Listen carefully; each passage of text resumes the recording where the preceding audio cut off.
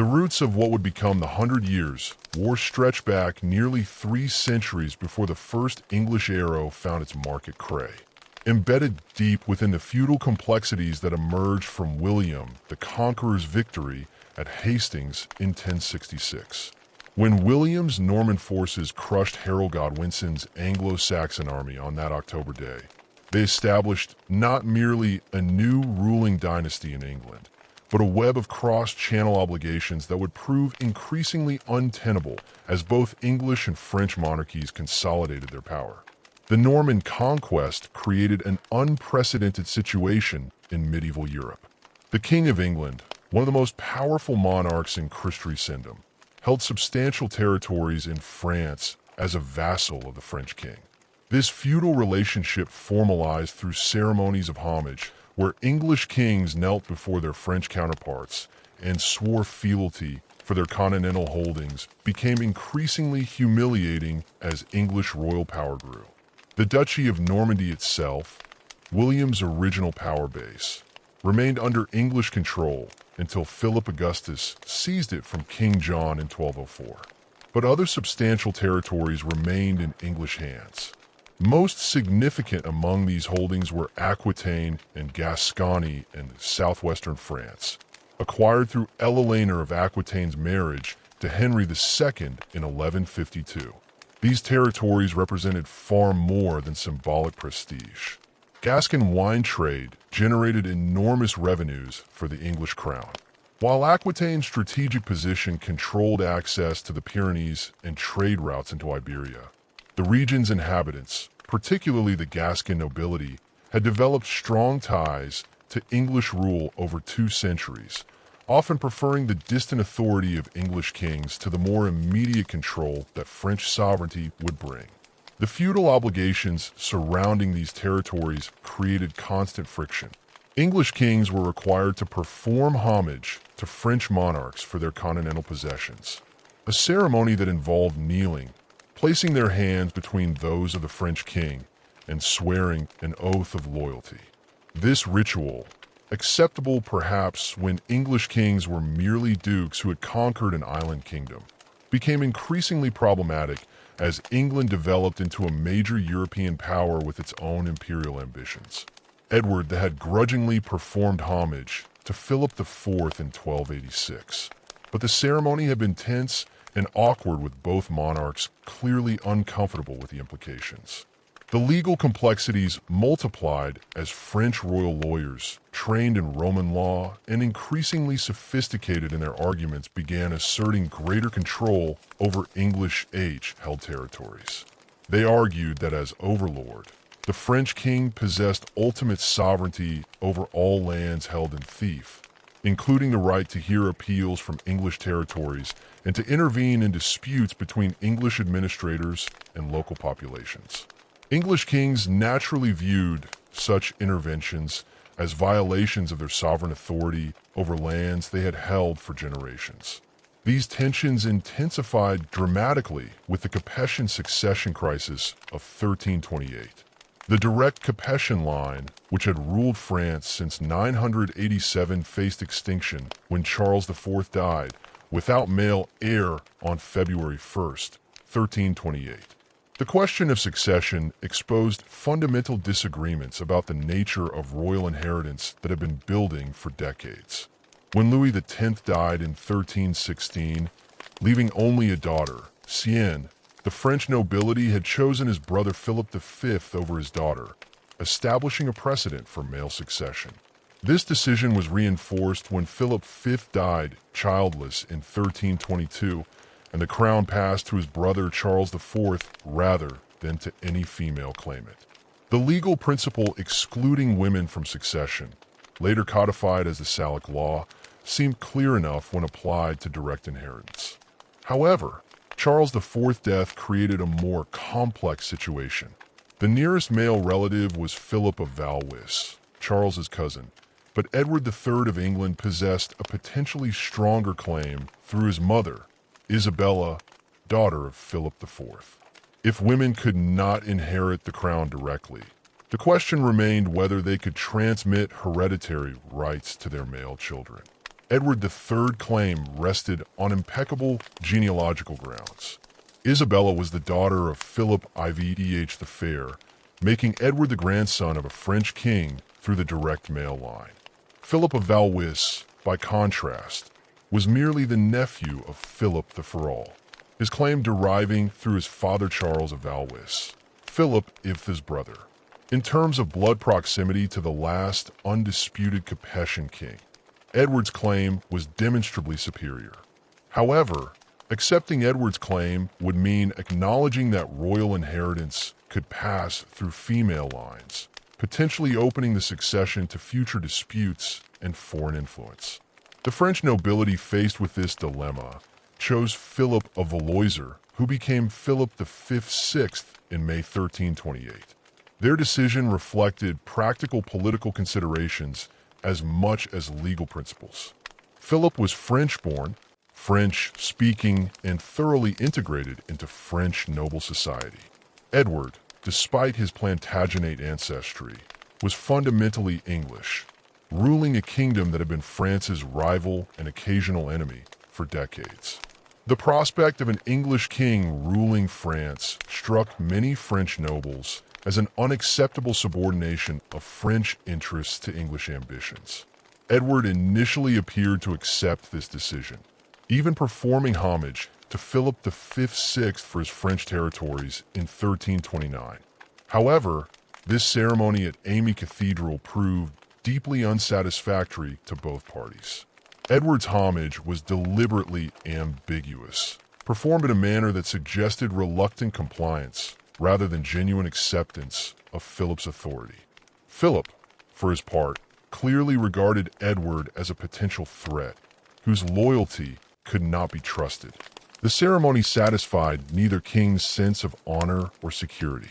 Economic factors added another layer of complexity to these political tensions. The wool trade between England and Flanders had become one of medieval Europe's most lucrative commercial relationships. English sheep produced the finest wool in Europe, while Flemish craftsmen possessed unparalleled skill in transforming raw wool into luxury cloth. This trade generated enormous revenues for both English producers and Flemish manufacturers, while providing substantial customs income for the English crown. Flanders' political situation complicated this economic relationship. The county of Flanders was technically a French fief, meaning its count owed homage to the French king. However, Flemish cities like Bruges, Ghent, and Ypres had developed considerable autonomy. Their wealth from the cloth trade allowing them to resist both their council authority and French royal interference. The urban populations dependent on English wool for their livelihoods naturally favored policies that maintained good relations with England, while the Flemish nobility, bound by feudal obligations to France, often supported French interests. French kings increasingly viewed Flanders as a means of pressuring England economically. By disrupting the wool trade, they could strike directly at English commercial interests and reduce the revenues that funded English military activities. Philip V/VI pursued this strategy aggressively, supporting the Flemish Count of N against urban rebellions and working to bring Flemish cities under direct French control. These efforts threatened not only English economic interests, but also the political independence of Flemish urban communities. The economic stakes extended beyond wool. Gascon wine represented another crucial trade relationship that French policy threatened to disrupt. The wine trade from Bordeaux and other Gascon ports supplied England with its primary source of quality wine, while providing Gascon producers with their most important market. French control over these territories would allow Philip V/VI to manipulate this trade for political advantage, potentially cutting off English wine supplies, or imposing punitive tariffs that would damage both English consumers and Gascon producers. English merchants had also established trading networks throughout the English age-held territories in France, creating commercial relationships that generated substantial profits and provided employment for thousands of English traders, sailors, and craftsmen. French interference with these networks, Whether through legal harassment, discriminatory taxation, or outright prohibition, represented a direct attack on English economic interests that extended far beyond the royal court. The immediate triggers for war emerged from Philip V/6th's increasingly aggressive assertions of sovereignty over English age-held territories. Throughout the early 1330s, French royal officials had been expanding their authority in Aquitaine and Gascony, hearing appeals from English territories, intervening in local disputes, and generally behaving as if these lands were under direct French administration rather than held in fief by the English crown. These interventions created constant friction with English administrators who viewed them as violations of established rights and precedents. The situation deteriorated rapidly in 1337 when Philip V/6 took decisive action, claiming that Edward III had violated his feudal obligations through various acts of defiance and support for French enemies. Philip declared the confiscation of Aquitaine on May 24, 1337. This was not merely a symbolic gesture or diplomatic pressure tactic, but a concrete act of war. French forces began occupying English-held territories, seizing castles, displacing English administrators, and asserting direct French control over lands that had been under English rule for nearly 2 centuries. The confiscation represented a fundamental challenge to English royal authority that Edward III could not ignore without appearing weak and ineffective. The revenues from Aquitaine and Gascony were crucial to English royal finances, while the strategic importance of these territories for English influence in southwestern Europe made their loss unacceptable. Moreover, the Gascon nobility and urban populations had repeatedly demonstrated their preference for English rule, making Philip's confiscation appear as much an attack on their rights and interests as on English sovereignty. Diplomatic efforts to resolve the crisis proved futile. The fundamental disagreement over the nature of feudal obligations made compromise impossible. Philip V/6 insisted that as overlord he possessed ultimate authority over all lands held in fief, including the right to confiscate them for violations of feudal duty. Edward III, while initially willing to acknowledge Philip's theoretical overlordship, refused to accept that this authority extended to actual interference in the administration of English-held territories, or ultimately to their confiscation. The homage ceremonies that had theoretically regulated this relationship had become exercises in mutual humiliation rather than genuine expressions of feudal loyalty. Edward's reluctant performance of homage in 1329 had satisfied neither king, while subsequent demands for renewed homage were met with increasing resistance. By 1337, it had become clear that the feudal framework that had theoretically governed Anglo-French relations since 1066 could no longer contain the competing ambitions and conflicting interests of 2 increasingly powerful monarchies.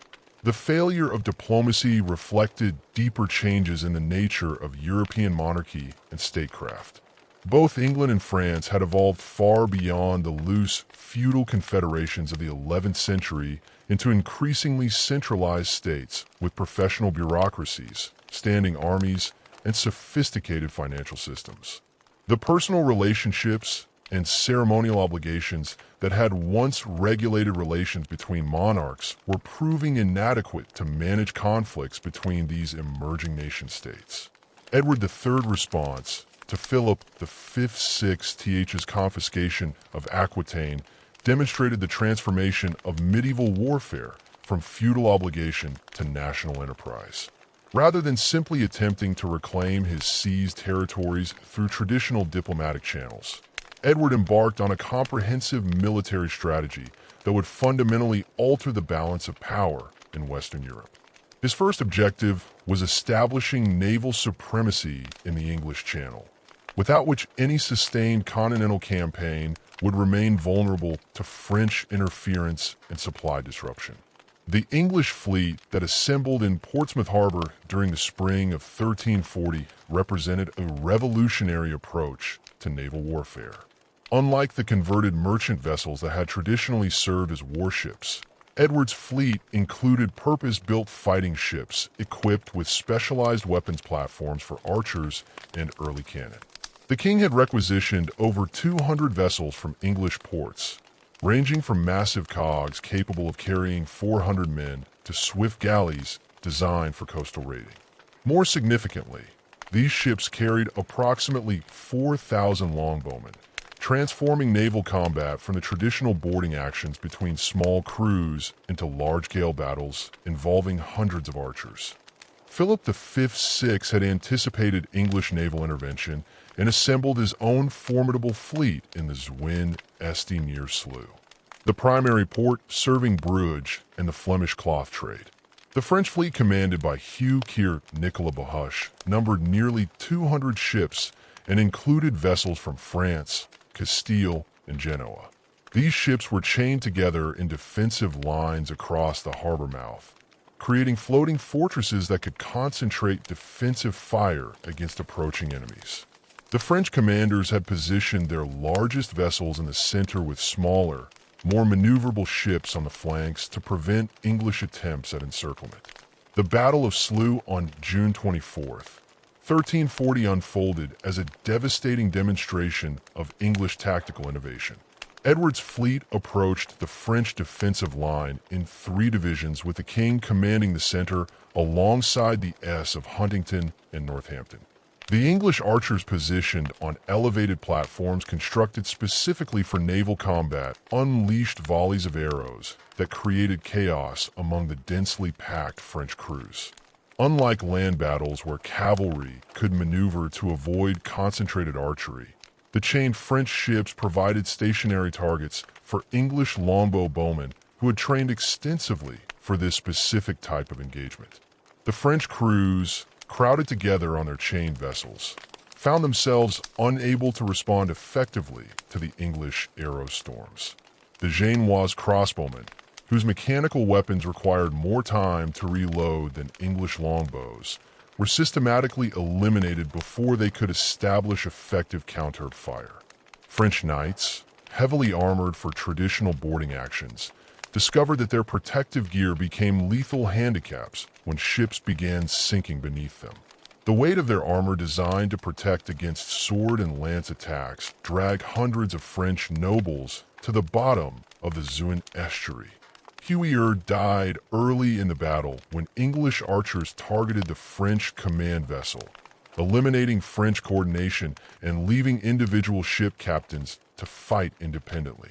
Nicolas Bahuche, captured alive during the final phases of the battle, was executed immediately on Edward's orders, reflecting the king's determination to eliminate experienced French naval commanders who might threaten future English operations. The systematic destruction of French naval leadership would have lasting consequences for Philip V/6's ability to contest English channel crossings throughout the following decades. The English victory at Slough eliminated French naval power as a strategic factor for nearly 2 decades. Edward's forces captured or destroyed virtually the entire French fleet, seizing dozens of vessels that were immediately incorporated into English service. The battle's aftermath saw English naval supremacy extend from the Channel ports to the Bay of Biscay, enabling unrestricted movement of English armies, supplies, and reinforcements to continental theaters of operation. This naval dominance proved crucial for sustaining English campaigns in France, as it allowed Edward to maintain secure supply lines and prevent French attempts to isolate English forces through maritime blockade. The strategic implications extended beyond military considerations to encompass the vital wool trade with Flanders. English control of Channel shipping lanes ensured continued access to Flemish markets, maintaining the commercial relationships that funded Edward's military campaigns. Flemish cities, already inclined toward English alliance due to their dependence on English wool, found their economic interests aligned with English strategic objectives. The urban populations of Bruges, Ghent, and Ypres increasingly supported English policies, providing both financial resources and intelligence networks that proved invaluable for subsequent English operations in northern France. Edward's continental strategy following Slough focused on establishing permanent English presence in northern France through a series of coordinated campaigns designed to demonstrate French military weakness while securing strategic positions for future operations. The king's approach differed markedly from traditional medieval warfare, which typically involved brief campaigns aimed at capturing specific objectives before winter forced armies to disperse. Instead, Edward's plan sustained military pressure that would gradually erode French resistance, while building English territorial control. The English army that landed in Normandy during July 1346 represented the culmination of military innovations that had been developing throughout Edward's reign. The core of this force consisted of approximately 2,500 men at arms, professional soldiers equipped with superior armor and weapons who formed the backbone of English tactical formations. These men at arms were supported by nearly 5,000 longbowmen, drawn primarily from the Welsh borders and northern England, regions where archery skills have been refined through generations of border warfare. Additionally, the army included substantial numbers of Welsh spearmen whose tactical flexibility complemented the static defensive capabilities of English archers. The English longbow itself had evolved significantly since its introduction from Wales during the late 13th century. The weapons carried by Edward's archers were typically 6 feet in length, constructed from yew wood that combined flexibility with tremendous tensile strength. These bows could accurately shoot arrows at ranges exceeding 200 y, with experienced archers capable of loosing 12 arrows per minute during sustained combat. The arrows themselves were specialized for different tactical situations, including bodkin points designed to penetrate armor and broadheads intended to cause maximum damage to unprotected targets. English tactical doctrine emphasized coordinated combined arms operations that integrated the strengths of different military components while minimizing their individual weaknesses. Men at arms provided close combat capability and served as rallying points for defensive formations, while longbowmen delivered devastating firepower against approaching enemies. Welsh spearmen filled gaps in defensive lines and provided protection for archers against cavalry attacks that penetrated the initial arrow volleys. This tactical system required extensive training and discipline, qualities that distinguished English armies from the more traditional feudal levies that still dominated continental warfare. The English advanced through Normandy during August 1346 demonstrated the effectiveness of this integrated approach to medieval warfare. Edward's forces moved rapidly through the countryside, systematically destroying French military resources while avoiding prolonged sieges that would slow their advance and allow French forces to concentrate against them. The English army burned crops, demolished fortifications, and eliminated local military capabilities, creating a corridor of destruction that served both strategic and psychological purposes. This campaign of devastation, known as a Chaillot, aimed to demonstrate French inability to protect their own territories while generating revenues through systematic plunder. French response to the English invasion revealed fundamental weaknesses in traditional feudal military organization.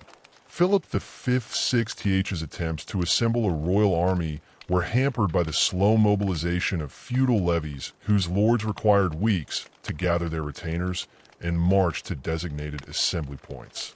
The French king's forces were further weakened by internal political divisions as various noble factions pursued their own interests rather than coordinating effectively against the English threat.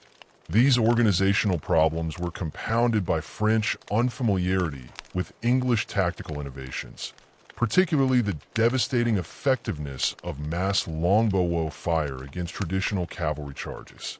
The converging armies met near the village of Crichton-Ponier on August 26, 1346, in circumstances that favored English defensive tactics. Edward had positioned his forces on a gentle slope that provided excellent fields of fire for his archers, while forcing attacking French forces to advance uphill against concentrated missile fire. The English formation consisted of 3 divisions arranged in a defensive line with men at arms dismounted and positioned behind protective stakes that prevented cavalry from reaching the English position. Longbow bowmen were deployed on the flanks of each division, creating overlapping fields of fire that could concentrate on any point along the French attack route. The French army that approached Crécy represented the flower of continental chivalry, including King Philip V himself, his brother Charles of Alençon, King John of Bohemia, and dozens of other prominent nobles accompanied by their military retainers. The French force significantly outnumbered the English, with estimates suggesting Philip commanded between 25,000 and 30,000 men compared to Edward's army of approximately 9,000. However, the French advantage in numbers was offset by tactical disadvantages that would prove decisive during the ensuing battle. The engagement began with an exchange between Genoese crossbowmen in French service and English longbow bowmen that immediately demonstrated the superiority of English archery. The Genoese positioned in front of the French cavalry found themselves outranged and overwhelmed by English arrow volleys that inflicted severe casualties while receiving minimal return fire. The mechanical nature of crossbow operation, requiring complex reloading procedures, proved fatally slow against English archers who could maintain sustained fire throughout the engagement. Within minutes, the Genoese formation had disintegrated under English archery, with surviving crossbowmen fleeing toward their own lines. The collapse of the Genoese screen created immediate tactical problems for French cavalry commanders who found their planned attack routes blocked by retreating crossbowmen. Philip VI's brother Charles of Alençon ordered his knights to ride down the fleeing Genoese, viewing their retreat as cowardice that dishonored French arms. This decision proved catastrophic as it eliminated the remaining missile troops in French service while creating confusion in French ranks just as English archers began targeting the approaching cavalry. The first French cavalry charge against the English position demonstrated the revolutionary impact of massed longbow fire on traditional medieval warfare. The knights who'd ridden down their own crossbowmen found themselves advancing uphill against concentrated archery from multiple directions as English bowmen on both flanks could target the attacking cavalry. The arrows fired at close range by experienced archers penetrated even the finest armor worn by French nobles, while the horses lacking adequate protection were systematically eliminated by English fire. The combination of dead and wounded horses, fallen riders, and continuing arrow volleys created an impenetrable barrier of casualties that prevented subsequent attacks from reaching the English line. King John of Bohemia's death during the battle epitomized the tragic futility of traditional chivalric warfare against English tactical innovations. The blind king, led into battle by his retainers, charged directly into the English position despite his obvious inability to fight effectively. His death, along with those of Charles of Allones and numerous other prominent nobles, demonstrated that individual courage and martial skill could not overcome the systematic advantages provided by English combined arms tactics. The flower of French chivalry perished not through cowardice or lack of determination, but through adherence to military traditions that had become obsolete in the face of English innovations. The battle continued throughout the afternoon and into the evening, with successive French cavalry charges meeting identical fates against the English defensive position. Each attack followed the same pattern.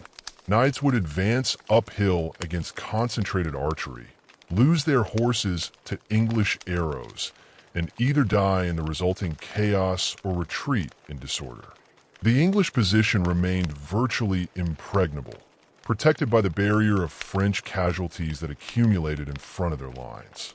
By nightfall, French resistance had collapsed, with Philip V himself wounded and forced to flee the battlefield. The aftermath of CEI revealed the broader implications of English tactical superiority for the conduct of medieval warfare. French casualties numbered in the thousands, including dozens of prominent nobles whose deaths weakened French military leadership for years to come. English losses, by contrast, were minimal, with most casualties occurring among the men at arms who had engaged in close combat during the final phases of the battle. This disparity in losses demonstrated that English tactical innovations had fundamentally altered the cost-benefit calculations of the medieval warfare, allowing smaller, well-organized armies to defeat much larger traditional forces. The psychological impact of CI extended far beyond the immediate military consequences. The battle shattered French confidence in their military superiority while establishing English tactical methods as the new standard for European warfare. Continental armies began adopting English innovations, particularly the use of dismounted men at arms and coordinated archery, while traditional cavalry charges became increasingly rare in subsequent conflicts. The battle marked the beginning of a military revolution that would transform European warfare throughout the later medieval period. English exploitation of their victory at Cuy demonstrated Edward the Third's strategic vision, extending beyond immediate tactical success to long-term territorial control. Rather than pursuing the defeated French army, which had scattered in multiple directions and could not be effectively engaged by English forces, Edward turned north toward the Channel coast and the strategically vital port of Killala. This decision reflected careful consideration of English strategic requirements, as Killala would provide a permanent English foothold in northern France while controlling one of the most important commercial routes between England and continental Europe. The siege of Killala, beginning in September 1346, represented a masterpiece of medieval siege warfare that combined traditional blockade techniques with innovative logistical arrangements. Edward established a comprehensive investment of the city, constructing fortified positions that prevented French relief efforts while maintaining secure communications with English naval forces offshore. The English siege lines included permanent buildings constructed from timber shipped from England, creating what contemporaries described as a new English town surrounding the besieged French city. The English siege strategy emphasized economic pressure rather than direct assault, recognizing that Killala's strong fortifications made conventional attack extremely costly and uncertain. Edward's forces controlled all land approaches to the city, while English naval supremacy prevented seaborne relief efforts. This complete isolation gradually exhausted Killas's food supplies and military resources, creating conditions that would eventually force surrender without requiring costly English attacks against prepared defensive positions. French attempts to relieve Killala demonstrated the continuing impact of CI on French military capabilities and morale. Philip V/VI assembled several relief armies during the siege, but each dissolved before engaging English forces as French commanders remained unwilling to risk another devastating defeat against English tactical innovations. The psychological trauma of Cuy had effectively paralyzed French military leadership, preventing effective response to English strategic initiatives throughout northern France.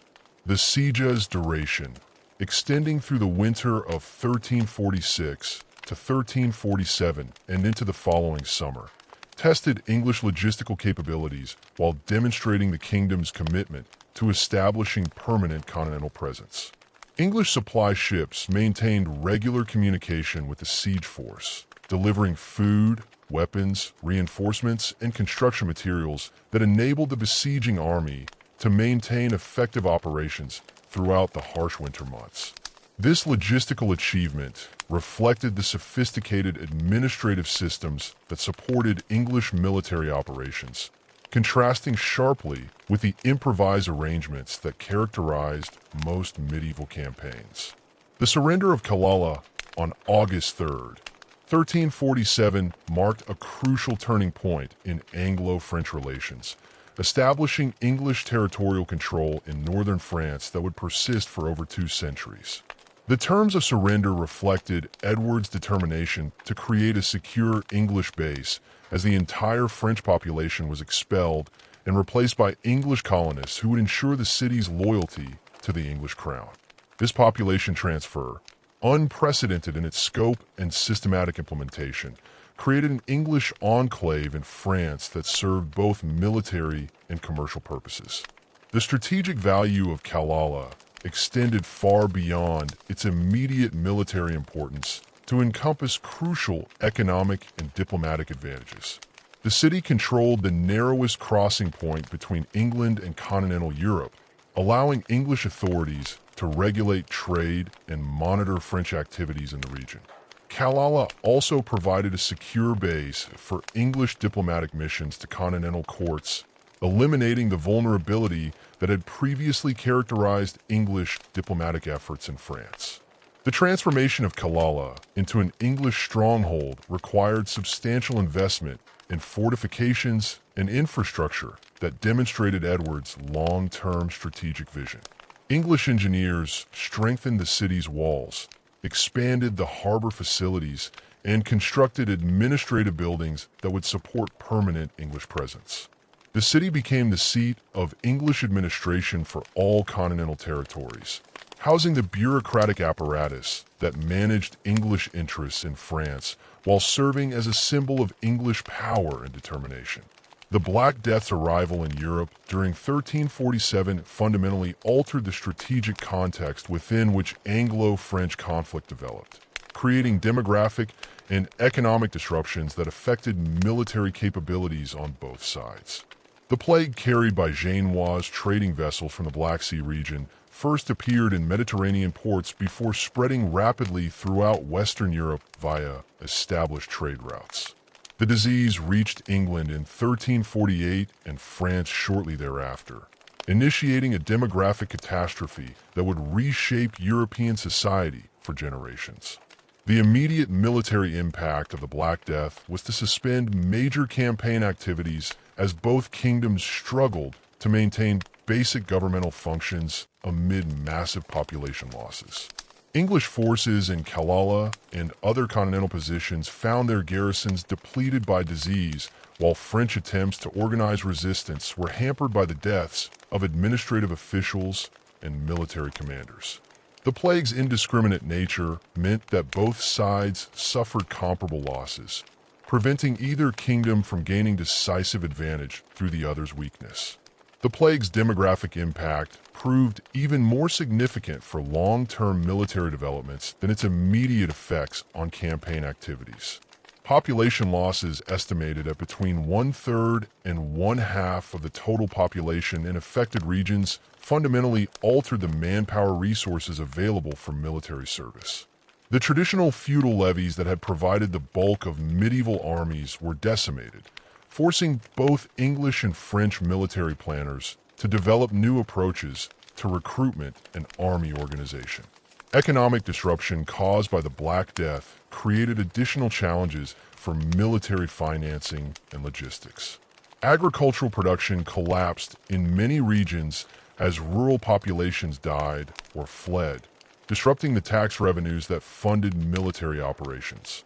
Trade networks that had supported English wool exports and French commercial activities suffered severe disruption, reducing the commercial income that both kingdoms had relied upon to finance their military efforts.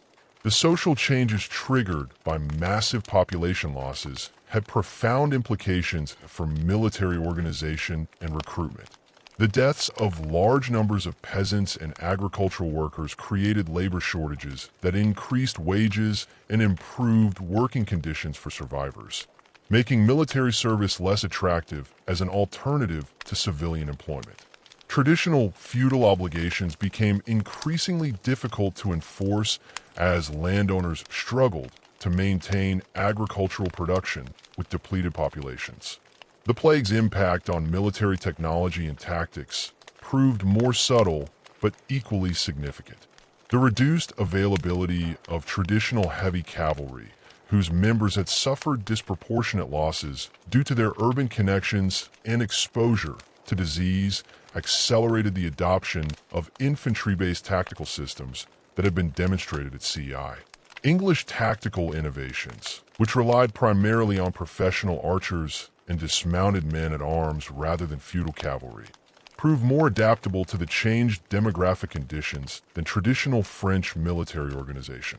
The disruption of established social hierarchies created opportunities for military innovation and social mobility that would characterize warfare throughout the later medieval period. Professional soldiers whose skills remained valuable despite demographic changes found increased opportunities for advancement and enrichment. The traditional dominance of hereditary nobility in military affairs began to erode as practical military effectiveness became more important than social status in determining military leadership. The Black Death's religious and psychological impact also influenced military developments by undermining traditional sources of authority and legitimacy. The Church's inability to prevent or explain the plague's devastation weakened clerical influence over military affairs, while the apparent randomness of death reduced confidence in divine support for particular political causes. This psychological transformation contributed to the increasingly secular and pragmatic approach to warfare that characterized the later phases of Anglo-French conflict. The demographic catastrophe of the Black Death created an unexpected diplomatic opportunity that both Edward III and the newly crowned John II of France were eager to exploit. By 1360, both kingdoms had endured over a decade of plague-induced disruption that had fundamentally altered their military capabilities and strategic priorities. The massive population losses had made sustained military campaigns increasingly difficult to organize and finance, while the social upheaval caused by demographic collapse threatened internal stability in both realms. These conditions provided compelling incentives for negotiating a comprehensive peace settlement that would allow both monarchies to address domestic challenges without the constant drain of military expenditure. The Treaty of Brittany, signed on May 8, 1360, represented the most significant territorial redistribution in Western Europe since the Norman conquest. The negotiations conducted in the small town of Brittany near Chartres involved complex diplomatic maneuvering that reflected the changed balance of power following English victories at Crécy and Poitiers, combined with the capture of John II during the latter engagement. Edward III's negotiating position was strengthened enormously by his possession of the French king, whose ransom provided crucial leverage for extracting territorial concessions that would have been unthinkable under normal diplomatic circumstances. The territorial provisions of Brittany fundamentally transformed the map of southwestern France in England's favor. Edward III received full sovereignty over an enlarged Aquitaine that extended far beyond the traditional boundaries of English-held territory to include substantial portions of Poitou-Sons and the Limousin. This expanded English domain encompassed approximately one-third of modern France, stretching from the Loire Valley in the north to the Pyrenees in the south, and from the Atlantic coast eastward to the massive central. The treaty specifically granted Edward sovereignty rather than feudal tenure over these territories, eliminating the humiliating requirement for English kings to perform homage to French monarchs that had been a constant source of friction since 1066. The strategic implications of these territorial concessions extended far beyond their immediate geographic scope. English control over the expanded Aquitaine provided direct access to the lucrative salt trade from the Bay of Biscay, while encompassing some of France's most productive wine-growing regions. The inclusion of Poitou brought the important city of Poitiers under English administration, creating a strategic corridor that connected English territories in the southwest with potential English interests in the Loire Valley. The eastern extensions into the Limousin provided control over crucial mountain passes and trade routes that connected southwestern France with the Mediterranean regions. The treaty's financial provisions reflected the enormous cost of John II's capture and the desperate French need to secure his release. The ransom set at 3 million gold represented approximately 4 times the annual revenues of the French crown under normal circumstances. This staggering sum was to be paid in installments over 6 years, with the first payment of 600,000 EUs due immediately upon Jay's release. The remaining payments would require systematic taxation throughout French territories, creating administrative and financial challenges that would dominate French governmental priorities for the remainder of the decade. The payment schedule established by Brainy created a complex system of hostages and guarantees designed to ensure French compliance with the treaty's terms. Prominent French nobles, including 2 of John's second sons, were to remain in English custody until the ransom payments were completed. These hostages served both as security for French financial obligations and as symbols of English victory, their continued captivity providing constant reminders of French military defeat and diplomatic humiliation. In exchange for these substantial territorial and financial concessions, Edward III agreed to renounce his claim to the French throne, the assertion that had provided the legal justification for English military campaign since 1337. This renunciation represented a significant diplomatic concession as it acknowledged the legitimacy of the Valois dynasty, while abandoning the Plantagenet claim that had been based on Edward's descent from Philip IV through his mother Isabella. However, the renunciation was carefully structured to take effect only after all territorial transfers had been completed and verified, providing Edward with continued leverage over French compliance with the treaty's provisions. The implementation of Bratini's territorial provisions proved far more complex than the treaty's negotiators had anticipated. The transfer of sovereignty over such extensive territories required detailed administrative arrangements that involved thousands of local officials, property holders, and commercial interests. English administrators had to establish governmental structures throughout the enlarged Aquitaine, while French officials were required to withdraw from territories they had administered for generations. The process of transferring records, collecting outstanding revenues, and resolving legal disputes created bureaucratic challenges that persisted for years after the treaty's ratification. Local populations throughout the transferred territories faced difficult choices regarding their allegiance and future prospects. Many Gascon nobles and urban merchants had maintained strong ties to English rule throughout the preceding decades of conflict, viewing English administration as more favorable to their commercial interests than direct French control would be. However, populations in newly transferred regions like Poitou and the Limousin had no comparable experience with English rule and often viewed the territorial transfers with suspicion and resentment. The period of nominal peace following Breton's ratification was marked by the emergence of free companies, mercenary bands that had originally been employed by both English and French forces during the active phases of the conflict. These companies, known in French sources as routers, consisted primarily of professional soldiers who had been displaced by the temporary cessation of major military campaigns. The companies included English archers and men-at-arms who'd served in Edward III armies, French soldiers who had been disbanded following military defeats, and international mercenaries from Germany, Italy, and Iberia who had been attracted to French service by the prospect of plunder and advancement. The free companies represented a fundamental transformation in the nature of medieval warfare as they operated independently of traditional feudal obligations and royal authority. Unlike feudal levies which served for limited periods in fulfillment of specific obligations, or royal armies, which disbanded when campaigns concluded, the free companies maintained permanent military organization that enabled them to conduct sustained operations regardless of official policy. Their members were professional soldiers whose livelihood depended entirely on military activity, making them unwilling to return to civilian occupations even during periods of official peace.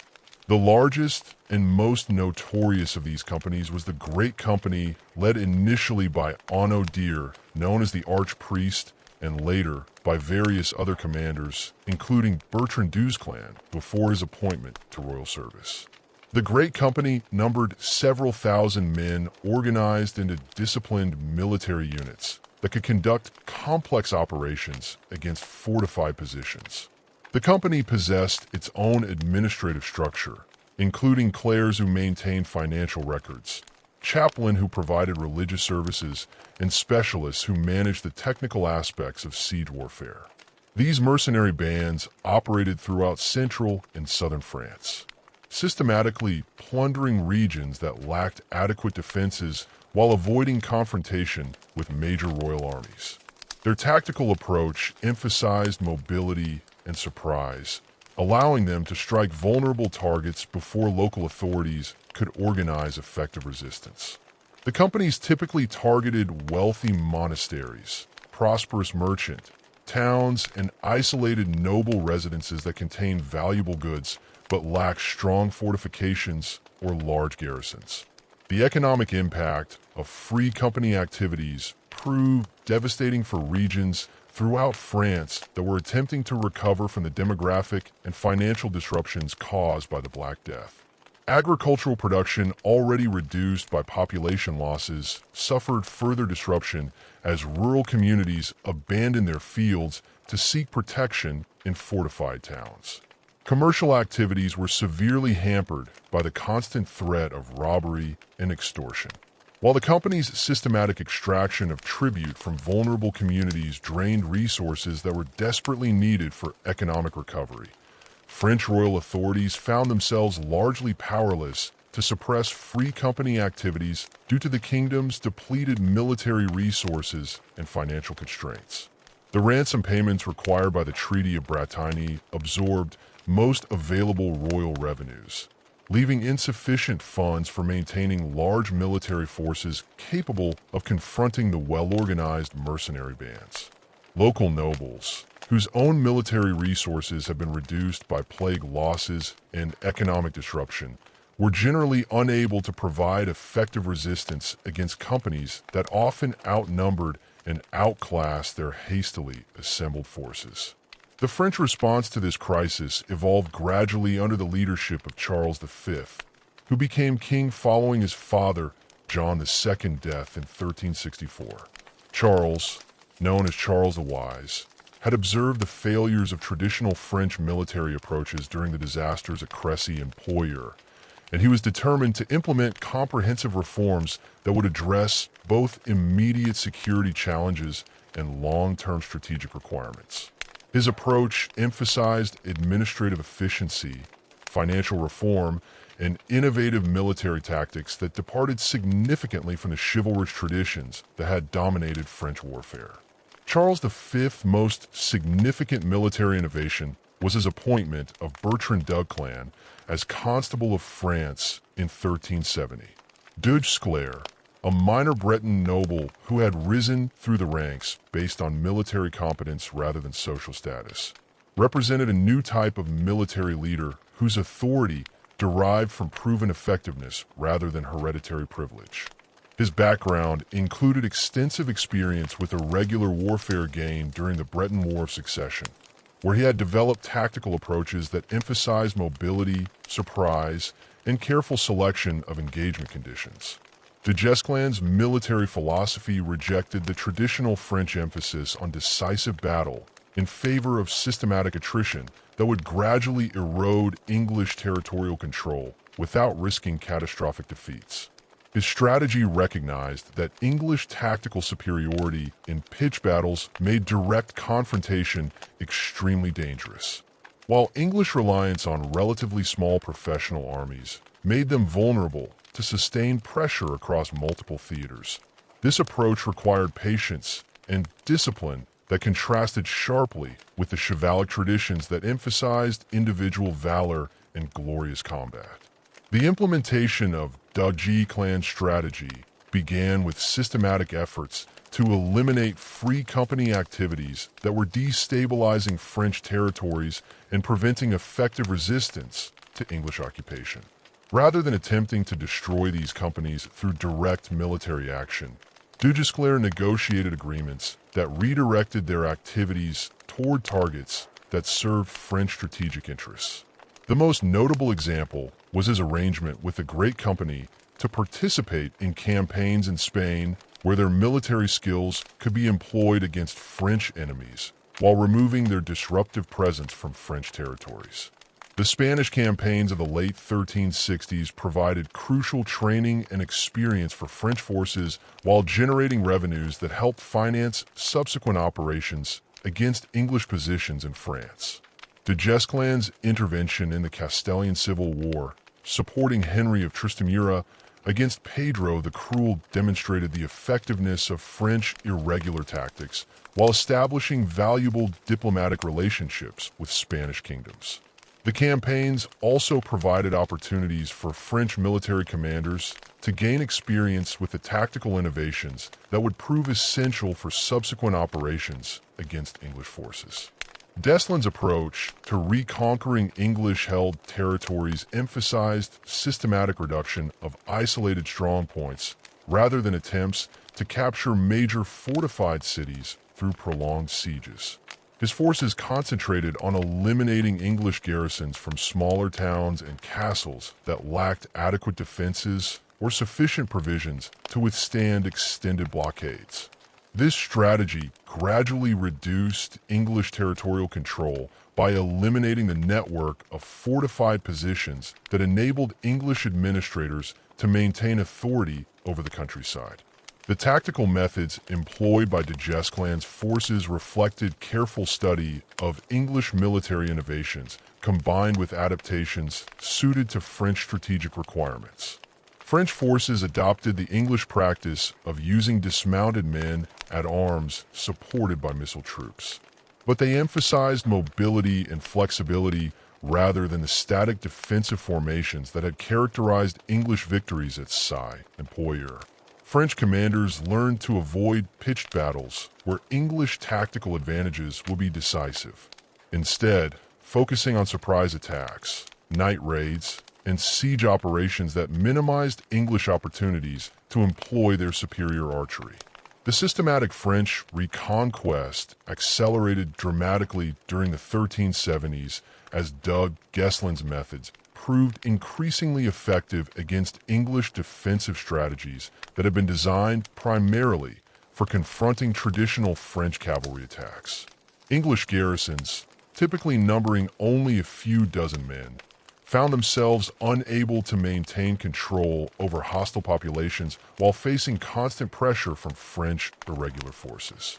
The gradual erosion of English territorial control created a cascade effect as the loss of individual strong points made adjacent positions increasingly difficult to defend and supply. Charles V's administrative reforms provided crucial support for Desclin's military campaigns by establishing more efficient systems for collecting revenues and organizing military resources. The king's financial innovations included new taxation methods that generated substantially increased royal income despite the economic disruptions caused by ongoing warfare. These revenues enabled the maintenance of larger professional military forces that could conduct sustained operations without relying on feudal levies whose service obligations were limited in duration and scope. The modernization of French fortifications represented another crucial element of Charles V's comprehensive military reforms. The king invested heavily in strengthening defensive positions throughout French territories, incorporating lessons learned from English siege techniques, while adapting fortification designs to the specific requirements of French defensive strategy. These improved fortifications provided secure bases for French irregular operations, while denying English forces the fortified positions they required to maintain territorial control. The systematic French reconquest under Charles V and Bertrand Dugler had restored French control over most territories lost at Pratini. But the military innovations and administrative reforms that enabled this recovery could not address the fundamental political instability that would soon engulf both kingdoms. The death of Charles V in 1380 brought his 12-year-old son, Charles V, to the throne under a regency that immediately faced challenges from competing noble factions seeking to control royal policy. The young king's subsequent descent into madness, beginning with his first major episode in 1392, created a power vacuum that would be exploited by ambitious nobles whose rivalries would ultimately provide England with unprecedented opportunities for renewed continental intervention. In England, the political crisis that culminated in Richard II's deposition reflected deeper tensions between royal authority and noble privilege that had been building throughout the later 14th century. The Peasants' Revolt of 1381 had demonstrated the fragility of social order in the aftermath of the Black Death, as rural populations demanded fundamental changes in labor obligations and legal status. The revolt's immediate trigger was the implementation of poll taxes designed to finance continued military operations in France. But the underlying grievances reflected broader social transformations that had been accelerated by demographic collapse and economic disruption. The rebellion's most dramatic moment came with Wat Tyler's confrontation with Richard II at Smithfield on June 15, 1381, where the young king's apparent courage in facing the rebel leader temporarily diffused the crisis. However, the revolt's aftermath revealed the limited effectiveness of traditional responses to social upheaval as government efforts to restore pre-plague labor conditions proved largely unsuccessful.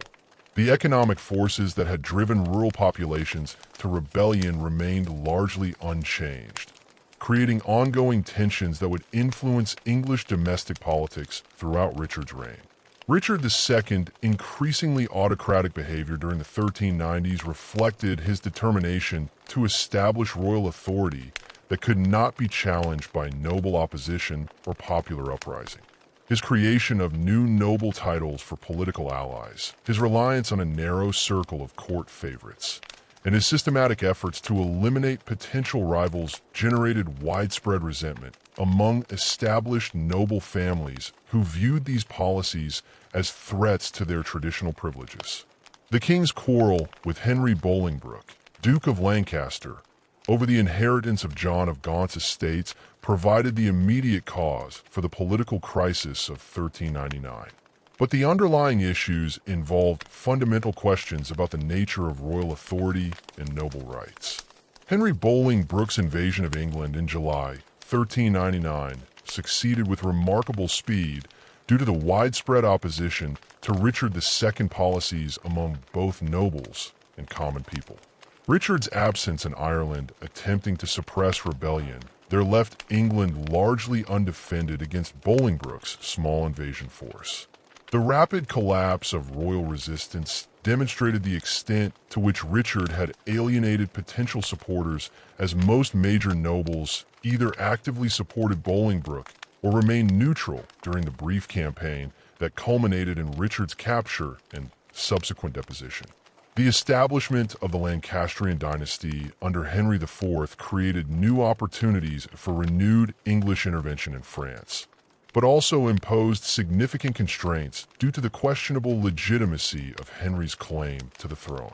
Henry's usurpation had been justified primarily through parliamentary approval and popular support rather than clear hereditary right, making his position vulnerable to challenges from both domestic rivals and foreign enemies. The persistence of Richard II supporters, combined with periodic rebellions by Welsh and Scottish forces, forced Henry to focus primarily on domestic security rather than continental adventures. During the early years of his reign, the outbreak of civil war in France between the Armagnac and Burgundian factions provided the strategic opportunity that would enable Henry V to achieve unprecedented English success in continental warfare. The conflict originated in the rivalry between Louis of Orleans, brother of the Mad King Charles V VI, and John the Fearless, Duke of Burgundy, whose competing claims for control over royal policy reflected deeper divisions within French noble society. Louise's assassination in 1407, ordered by John the Fearless, transformed political rivalry into blood feud that would dominate French politics for the following 3 decades. The Armagnac faction, led by Bernard Aethys, Count of Armagnac, and later by Charles of Orleans, represented the traditional French nobility's resistance to Burgundian attempts to control royal policy through manipulation of the Mad King. The Armeniacs controlled much of southern and central France, including the crucial territories around Paris, and maintained the loyalty of most royal administrative officials who viewed Bandian policies as threats to royal authority. Their military strength was concentrated in professional forces that had been developed during the successful campaigns against English territorial control during the 1370s and 1380s. The Bandian faction centered on John the Fearless. Extensive territories in eastern France and the Low Countries possessed significant advantages in terms of financial resources and international connections. Burgundian control over Flemish commercial centers provided access to substantial revenues from the cloth trade, while their territory's strategic location enabled them to forge alliances with English forces and German princes who opposed French influence in the Rhine Valley. The Bandians also benefited from popular support in Paris, where urban populations viewed them as protectors against Armeniac taxation and military requisitions. The intensity of French factional conflict created conditions that were ideally suited to English intervention, as both sides proved willing to negotiate alliances with England in order to gain decisive advantages over their domestic rivals. Henry V's diplomatic initiatives during the early years of his reign exploited these divisions by maintaining simultaneous negotiations with both factions, extracting concessions from each while avoiding firm commitments that would limit English strategic flexibility. This approach enabled Henry to assess French military capabilities while preparing for the comprehensive invasion that would restore English territorial control in France. Henry V's character and military experience made him uniquely qualified to exploit the opportunities created by French Civil War. Unlike his father, whose reign had been dominated by efforts to establish domestic legitimacy, Henry possessed unquestioned hereditary authority that enabled him to pursue aggressive foreign policies without facing significant domestic opposition. His participation in campaigns against Welsh rebels during his youth had provided crucial experience with irregular warfare, while his involvement in English domestic politics had demonstrated his ability to manage complex diplomatic relationships and competing political interests. The English army that assembled for Henry's 1415 invasion represented the culmination of military innovations that had been developing since Edward III's victories in the 14th century. The core of Henry's force consisted of approximately 2,000 men at arms, professional soldiers whose equipment and training reflected decades of tactical refinement since Quien Platier. These men at arms were supported by roughly 6,000 longbowmen drawn primarily from regions where archery skills remained highly developed despite the social changes that had followed the Black Death. The composition of Henry's army reflected significant changes in English military organization that had occurred during the intervening decades. The traditional feudal levies that had provided substantial portions of earlier English armies had been largely replaced by contracted professional forces whose service was based on written agreements specifying terms of employment, rates of pay, and duration of service. This contractual system, known as bastard feudalism, enabled English commanders to maintain more reliable military forces while providing individual soldiers with clear legal protections and more predictable compensation. English tactical doctrine had evolved considerably since the 14th century victories, incorporating lessons learned from French military innovations while adapting to changed strategic circumstances. The emphasis on defensive archery that had characterized earlier English successes was supplemented by increased attention to offensive operations, particularly siege warfare and rapid movement that could exploit enemy weaknesses before effective resistance could be organized. English commanders had also developed more sophisticated approaches to logistics and supply that enabled sustained operations far from English bases. The English landing at Harler on August 13th, 1415 marked the beginning of a campaign that would fundamentally transform the balance of power in Western Europe. Hafler's strategic importance derived from its position controlling the mouth of the Sun River, which provided the primary water route to Paris and the heart of French royal territory. English control of Harfleur would enable subsequent operations along the Sun Valley while denying French forces access to one of their most important commercial and military ports. The siege of Harfleur demonstrated both the strengths and limitations of English military capabilities at the beginning of Henry's continental campaigns. English forces successfully invested the town and systematically reduced its defensive capabilities through sustained bombardment and coordinated assault operations. However, the siege required over 5 weeks to complete, during which English forces suffered significant casualties from disease and French defensive action. The delay also enabled French forces to organize resistance to subsequent English operations while demonstrating that even relatively minor French strongholds could impose substantial costs on English attackers. The capture of Harfleur on September 22nd, 1415 provided Henry with his first major success in France, but also created strategic dilemmas regarding the continuation of his campaign. The siege had consumed much of the campaigning season while reducing English military strength through casualties and disease. French forces were mobilizing throughout northern France under the leadership of Charles d'Elbras, Constable of France, creating the prospect of major battle under conditions that might not favor English tactical methods. Henry's decision to march across northern France to Colonial reflected his determination to demonstrate English military superiority while avoiding the appearance of retreat that would damage English prestige and encourage French resistance. The English march from Harl toward Colonial covered approximately 150 miles through territory that was largely hostile to English interests and increasingly dominated by French military forces seeking to intercept Henry's army. The route took English forces through the Somme Valley, where they encountered unexpected resistance at river crossings that had been fortified by French advance guards. These delays forced Henry's army to deviate from their planned route, while consuming precious time and resources that reduced their strategic flexibility. French strategy during this phase of the campaign reflected careful planning by commanders who had studied English tactical methods and were determined to avoid the mistakes that had led to disasters at Crécy and Poitiers.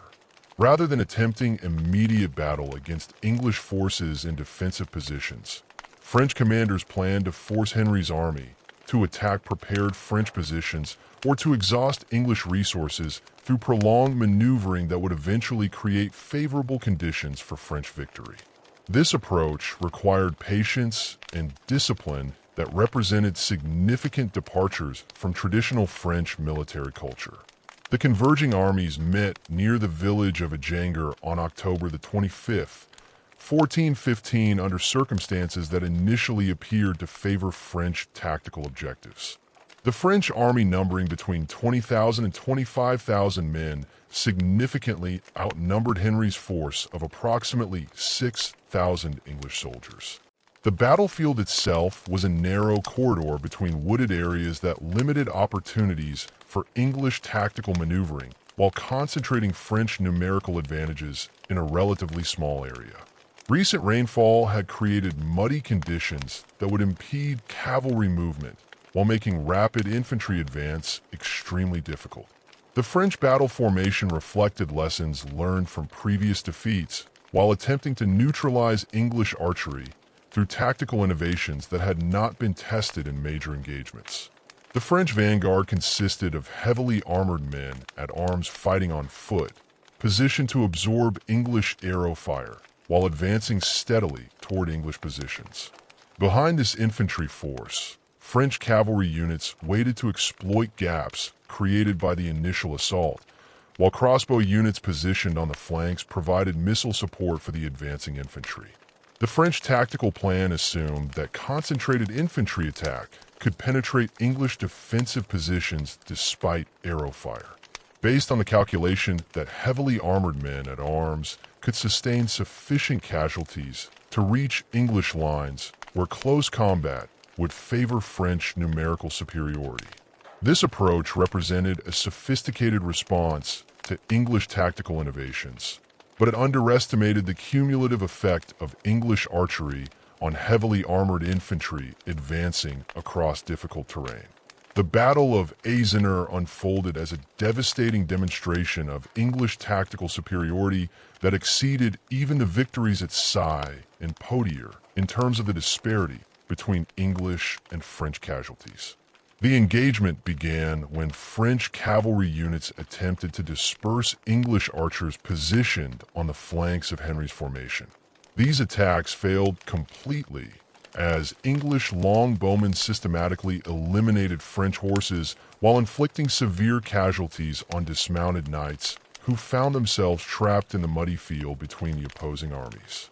The main French infantry assault encountered identical problems on a much larger scale as thousands of heavily armored men at arms attempted to advance across the muddy battlefield under constant arrow fire from multiple directions. The weight of French armor designed to provide protection against conventional weapons became a fatal liability in the muddy conditions as fallen soldiers were unable to rise, and continuing French advance created increasingly dense concentrations of troops that provided ideal targets for English archers. The systematic destruction of French military leadership during the battle had consequences that extended far beyond the immediate tactical situation. Charles d'Elbras died early in the engagement, eliminating French command coordination and leaving individual units to fight without effective central direction. The deaths of numerous dukes, counts, and other prominent nobles eliminated much of the experienced military leadership that would be required for subsequent French resistance to English occupation. Among the notable casualties were Charles d'Elbras himself, Duke Antoine of Brabant, Duke Edward of Bar, and Count Frederick of Vaudemont, representing a catastrophic loss of military expertise and political authority. The capture of prominent French nobles during the battle's aftermath created additional advantages for English strategic planning, as these prisoners could be used for diplomatic leverage while their ransoms provided substantial revenues for subsequent English operations. The most significant captives included Charles of Olan, Duke of Bourbon, and Marshal Bussel, whose imprisonment removed key leaders from French resistance efforts while demonstrating English military dominance to potential allies and enemies throughout Europe. Henry's controversial order to execute French prisoners during the battle reflected his concern about the security of his position rather than deliberate cruelty, as reports of renewed French attacks threatened to overwhelm English forces who were already engaged in guarding substantial numbers of captives. The execution order was rescinded once the tactical situation stabilized.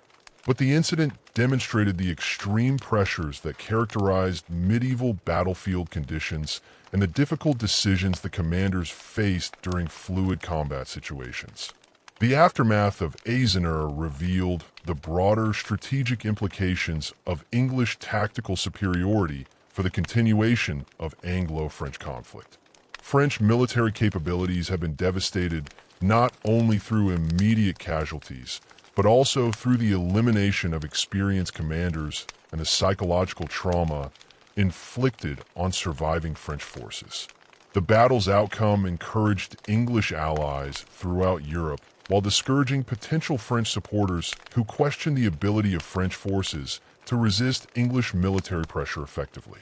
Henry's systematic conquest of Normandy between 1417 and 1419 demonstrated the strategic vision that distinguished his approach from earlier English continental campaigns.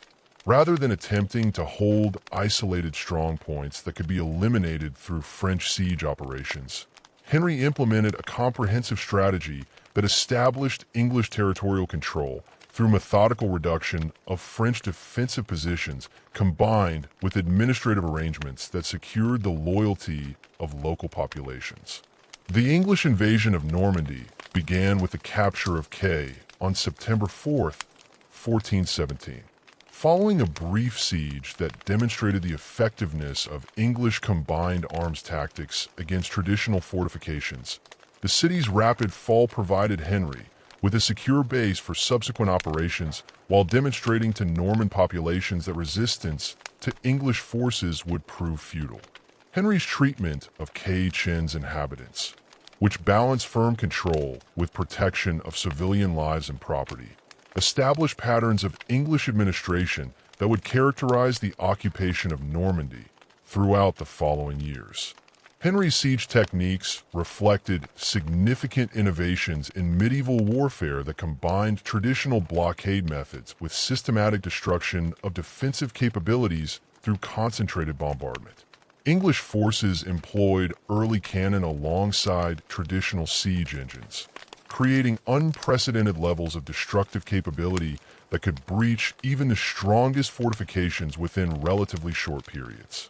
The psychological impact of these weapons proved as significant as their physical effects, as defending garrisons often surrendered rather than enduring prolonged bombardment that would inevitably result in their positions becoming untenable. The systematic nature of Henry's Norman conquest involved careful attention to administrative arrangements that would ensure long-term English control over conquered territories. English officials replaced French administrators throughout the region, while English colonists were encouraged to settle in Norman towns and countryside. These population transfers, combined with the establishment of English legal and commercial systems, created conditions that would enable sustained English presence even in the face of potential French attempts at reconquest. The Siege of Rouen, beginning in July 1418, represented the culmination of Henry's Norman campaign and demonstrated the sophisticated siege warfare techniques that had been developed through years of continental operations. Rouen's strategic importance as the capital of Normandy and its position controlling the lower Seine Valley made its capture essential for consolidating English territorial control. The city's strong fortifications and large garrison required English forces to implement a comprehensive blockade that prevented all supplies from reaching the defenders while systematically reducing their defensive capabilities. The duration of Rouen's siege, extending through the harsh winter of 1418 to 1419, tested both English logistical capabilities and French determination to resist English occupation. English supply networks maintained effective support for the besieging army despite the challenges of winter weather and French attempts to disrupt English communications. The gradual exhaustion of Rouen's food suppliers created increasingly desperate conditions within the city, ultimately forcing the garrison to surrender on January 19th, 1419, after nearly 6 months of resistance. The fall of Rouen completed English conquest of Normandy, while providing Henry with the territorial base necessary for advancing toward Paris and the heart of French royal power. English control over the Seine Valley enabled direct communication between Norman territories and English positions around Calais, creating a continuous zone of English influence across northern France. This territorial consolidation represented the most substantial English continental presence since the height of Plantagenet power during the 12th century. The Treaty of Troyes, signed on May 21st, 1420, represented the pinnacle of English success in the H-100 Red Years' War and established the legal framework for a dual monarchy that would unite the crowns of England and France under Lancastrian rule. The negotiations leading to this extraordinary agreement reflected the desperate situation of the Armagnac faction following their military defeats and the calculation by John the Fearless that alliance with England offered the best prospect for achieving his political objectives in France.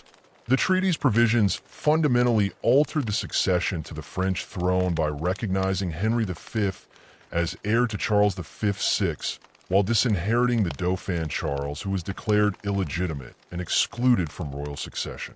Henry's marriage to Catherine of Valois, Charles V/6's daughter, provided additional legitimacy for English claims while creating the prospect that future English kings would possess unquestioned hereditary rights to both crowns. The agreement specified that Henry would serve as regent of France during Charles V/6's lifetime, exercising royal authority while respecting the theoretical continued reign of the Mad King. The territorial arrangements established by Troyes confirmed English sovereignty over all conquered territories, while providing legal justification for continued English expansion into regions that remained under Armeniac control. The treaty recognized English authority over Normandy, Aquitaine, and other territories that had been conquered through military action, while establishing the legal framework for incorporating additional French territories as English forces advanced toward complete control over the kingdom. The administrative implications of the dual monarchy created unprecedented challenges for English governmental systems that had been designed to manage a single kingdom rather than coordinate rule over multiple realms. English officials were required to establish parallel administrative structures in France while maintaining effective coordination between English and French governmental systems. The complexity of these arrangements required substantial expansion of English bureaucratic capabilities and the development of new approaches to managing cross-channel communications and coordination. The death of Henry V at Vanson on August 31st, 1422, at the age of 35, created an immediate succession crisis that would fundamentally undermine the dual monarchy established by the Treaty of Troyes. The king's sudden demise from dysentery contracted during the siege of Emo left the English crown to his 9-month-old son, Henry V, whose minority would require a regency lasting well over a decade. This unprecedented situation placed enormous strain on English administrative systems that had been designed around the personal authority of an adult monarch, while simultaneously providing French resistance movements with opportunities to challenge English territorial control throughout occupied France. The regency arrangements established following Henry V's death reflected the complex political realities of governing two kingdoms through a council system rather than direct royal authority. John, Duke of Bedford, Henry V's younger brother, assumed responsibility for governing English territories in France as Regent of France, while Humphrey, Duke of Gloucester, served as protector of England during the young king's minority. This division of authority created potential conflicts between English domestic interests and continental strategic requirements, as the two regions possessed different priorities and often disagreed about resource allocation and military strategy. Bedford's position as Regent of France required him to maintain English control over vast territories that remained fundamentally hostile to English rule despite military conquest and administrative reorganization. The Norman territories conquered through Henry V's systematic campaigns contained populations that had been subjected to English administration for less than 5 years and retained strong cultural and economic ties to the French kingdom. The longer established English territories in Aquitaine faced different challenges as local populations had developed complex relationships with English rule over centuries but remained vulnerable to French diplomatic and military pressure.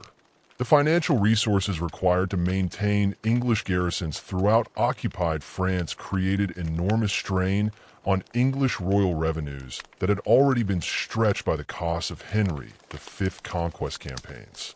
English forces in France numbered approximately 10,000 men distributed among dozens of fortified positions, each requiring regular pay, supplies, and equipment maintenance. The annual cost of maintaining these forces exceeded £200,000, representing nearly half of total English royal income under normal circumstances. This financial burden proved particularly problematic during a minority when royal authority was weakened and domestic political opposition could more easily challenge taxation policies. Bedford's administrative capabilities proved crucial for maintaining English territorial control during the early years of the Regency. His experience serving under Henry V in France had provided him with detailed knowledge of English governmental systems in occupied territories, while his personal relationships with English commanders and administrators enabled him to maintain effective coordination despite the absence of direct royal authority. Bedford's diplomatic skills also proved essential for managing relationships with Burgundian allies whose continued support remained vital for English strategic success. The Burgundian alliance, formalized through Bedford's marriage to and of Burgundy in 1423, represented the cornerstone of English strategy for maintaining territorial control in France.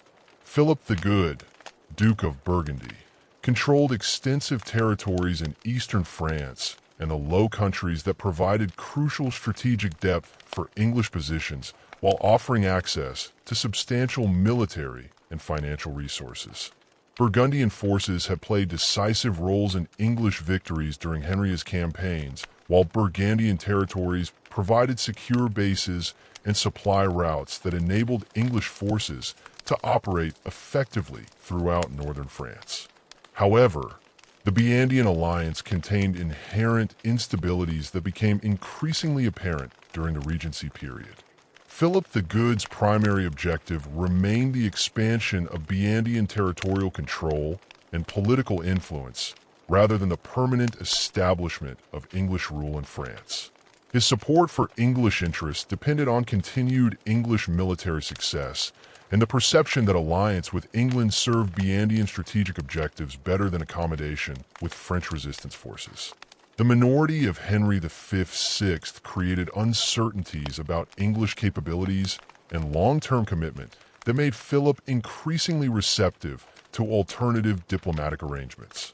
The emergence of organized French resistance under the Dauphin SH, who had established his court at Bourges following his exclusion from his succession by the Treaty of Troyes, presented growing challenges to English territorial control throughout central and southern France. Charles's supporters, known as Armagnacs, maintained control over substantial territories south of the Loire River while conducting irregular warfare against English positions in occupied regions. The Armagnac forces lacked the resources to challenge English control through conventional military campaigns, but their persistent harassment of English supply lines and isolated garrisons gradually eroded English administrative effectiveness. The psychological impact of prolonged English occupation on French populations created conditions that increasingly favored resistance movements despite English efforts to establish legitimate governmental authority. English administrators had implemented legal and commercial systems designed to provide effective governance while respecting local customs and privileges. However, the fundamental reality of foreign occupation remained apparent through the presence of English garrisons, the appointment of English officials to key administrative positions, and the systematic extraction of revenues to support English military operations. French cultural identity had been strengthened rather than weakened by English occupation as populations throughout occupied territories developed increasingly sophisticated networks for maintaining French traditions and resisting English cultural influence. The Catholic Church played a particularly important role in preserving French identity, as most clergy remained loyal to French interests despite English political control. Religious services, educational activities, and charitable works provided opportunities for maintaining French cultural practices while creating organizational structures that could support resistance activities when circumstances permitted. The economic disruption caused by prolonged warfare and military occupation created additional sources of popular resentment against English rule. Agricultural production throughout occupied territories remained substantially below pre-war levels due to the destruction of crops and livestock during military campaigns, the displacement of rural populations, and the constant demands for supplies to support English garrisons. Commercial activities were similarly disrupted by the breakdown of traditional trade networks, the imposition of English customs and taxation systems, and the general insecurity that characterized regions under military occupation. The Siege of Olon, beginning in October 1428, represented Bedford's most ambitious attempt to extend English territorial control into central France, while eliminating the primary stronghold of French resistance forces. Olon occupied a crucial strategic position controlling the Loire River crossing that provided the primary route between northern France, where English forces were concentrated, and the southern territories that remained under Armagnac control. The city's capture would effectively divide French resistance territories while providing English forces with a secure base for operations against Bourges and other centers of Armeniac power.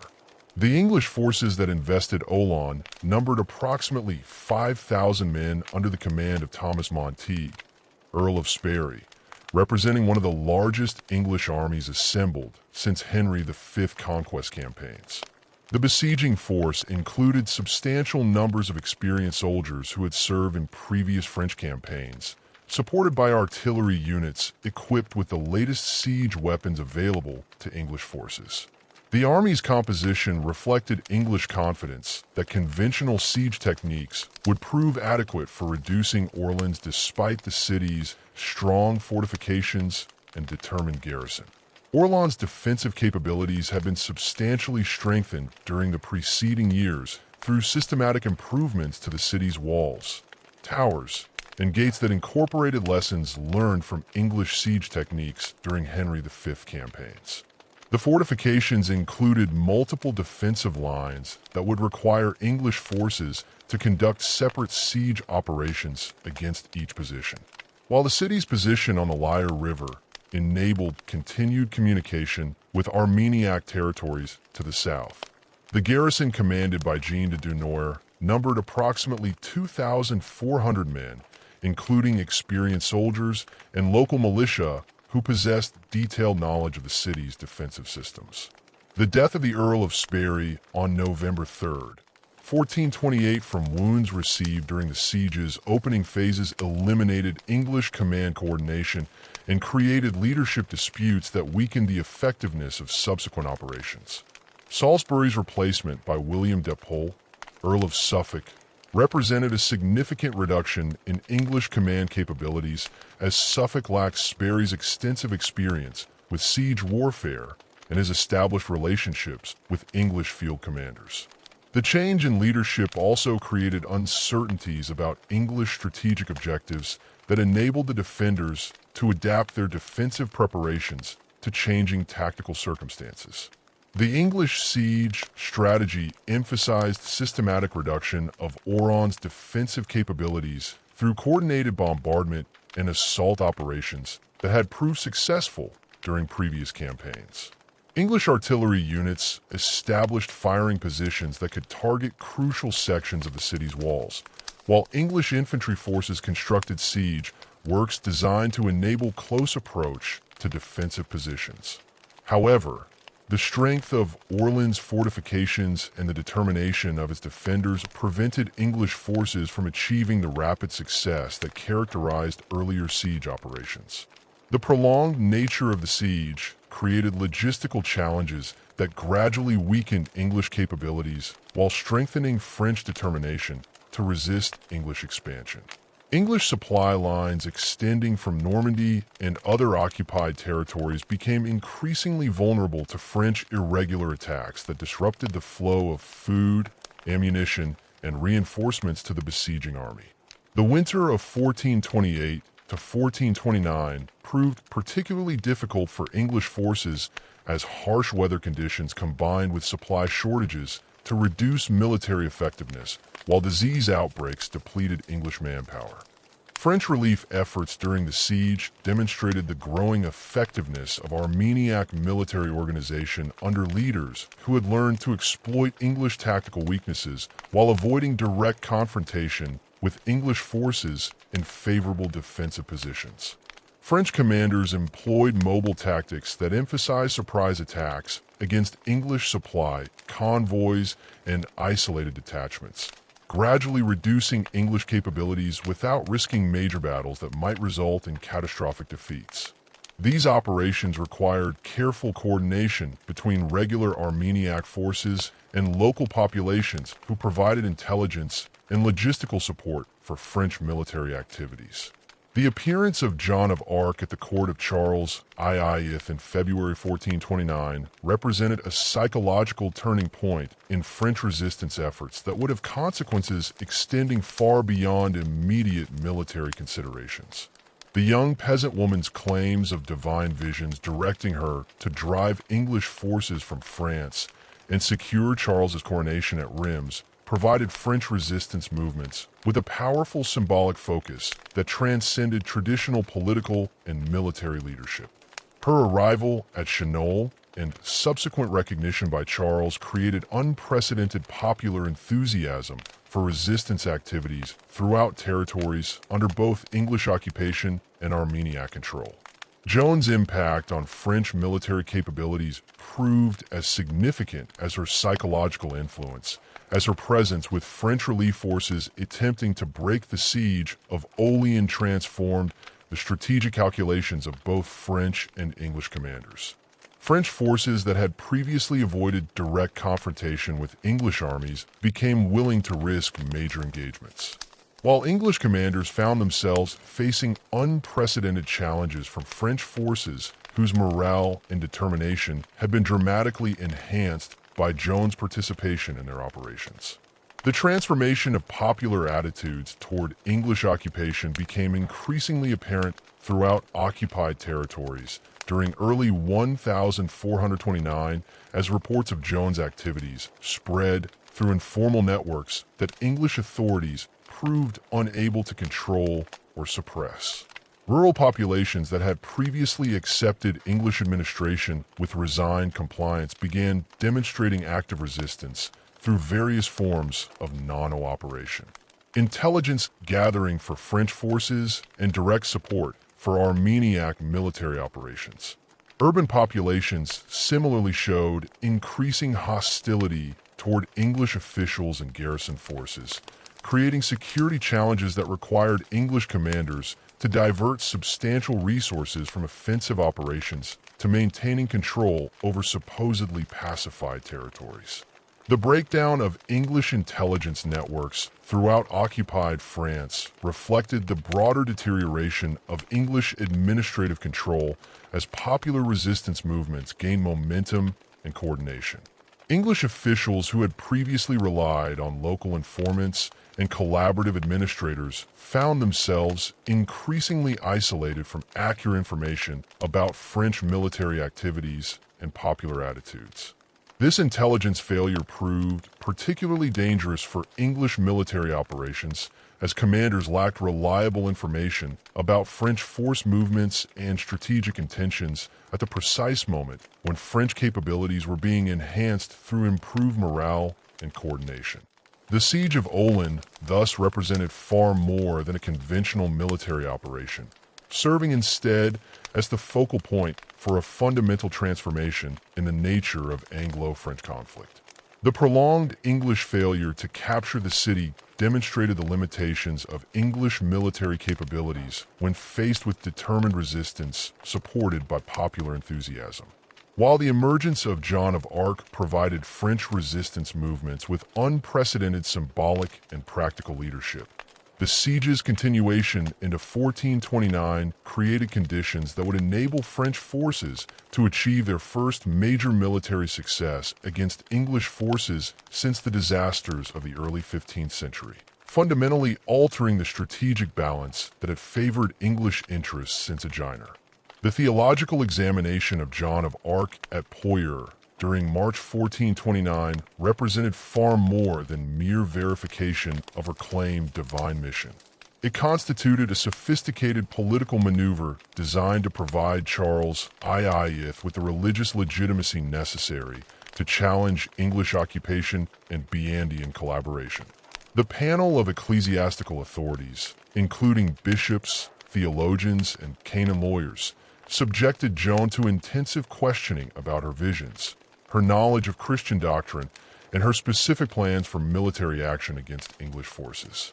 Their eventual approval transformed a peasant girl's mystical claims into official church sanction for renewed French resistance, providing Charles with a divine authorization that medieval kingship required for legitimate authority.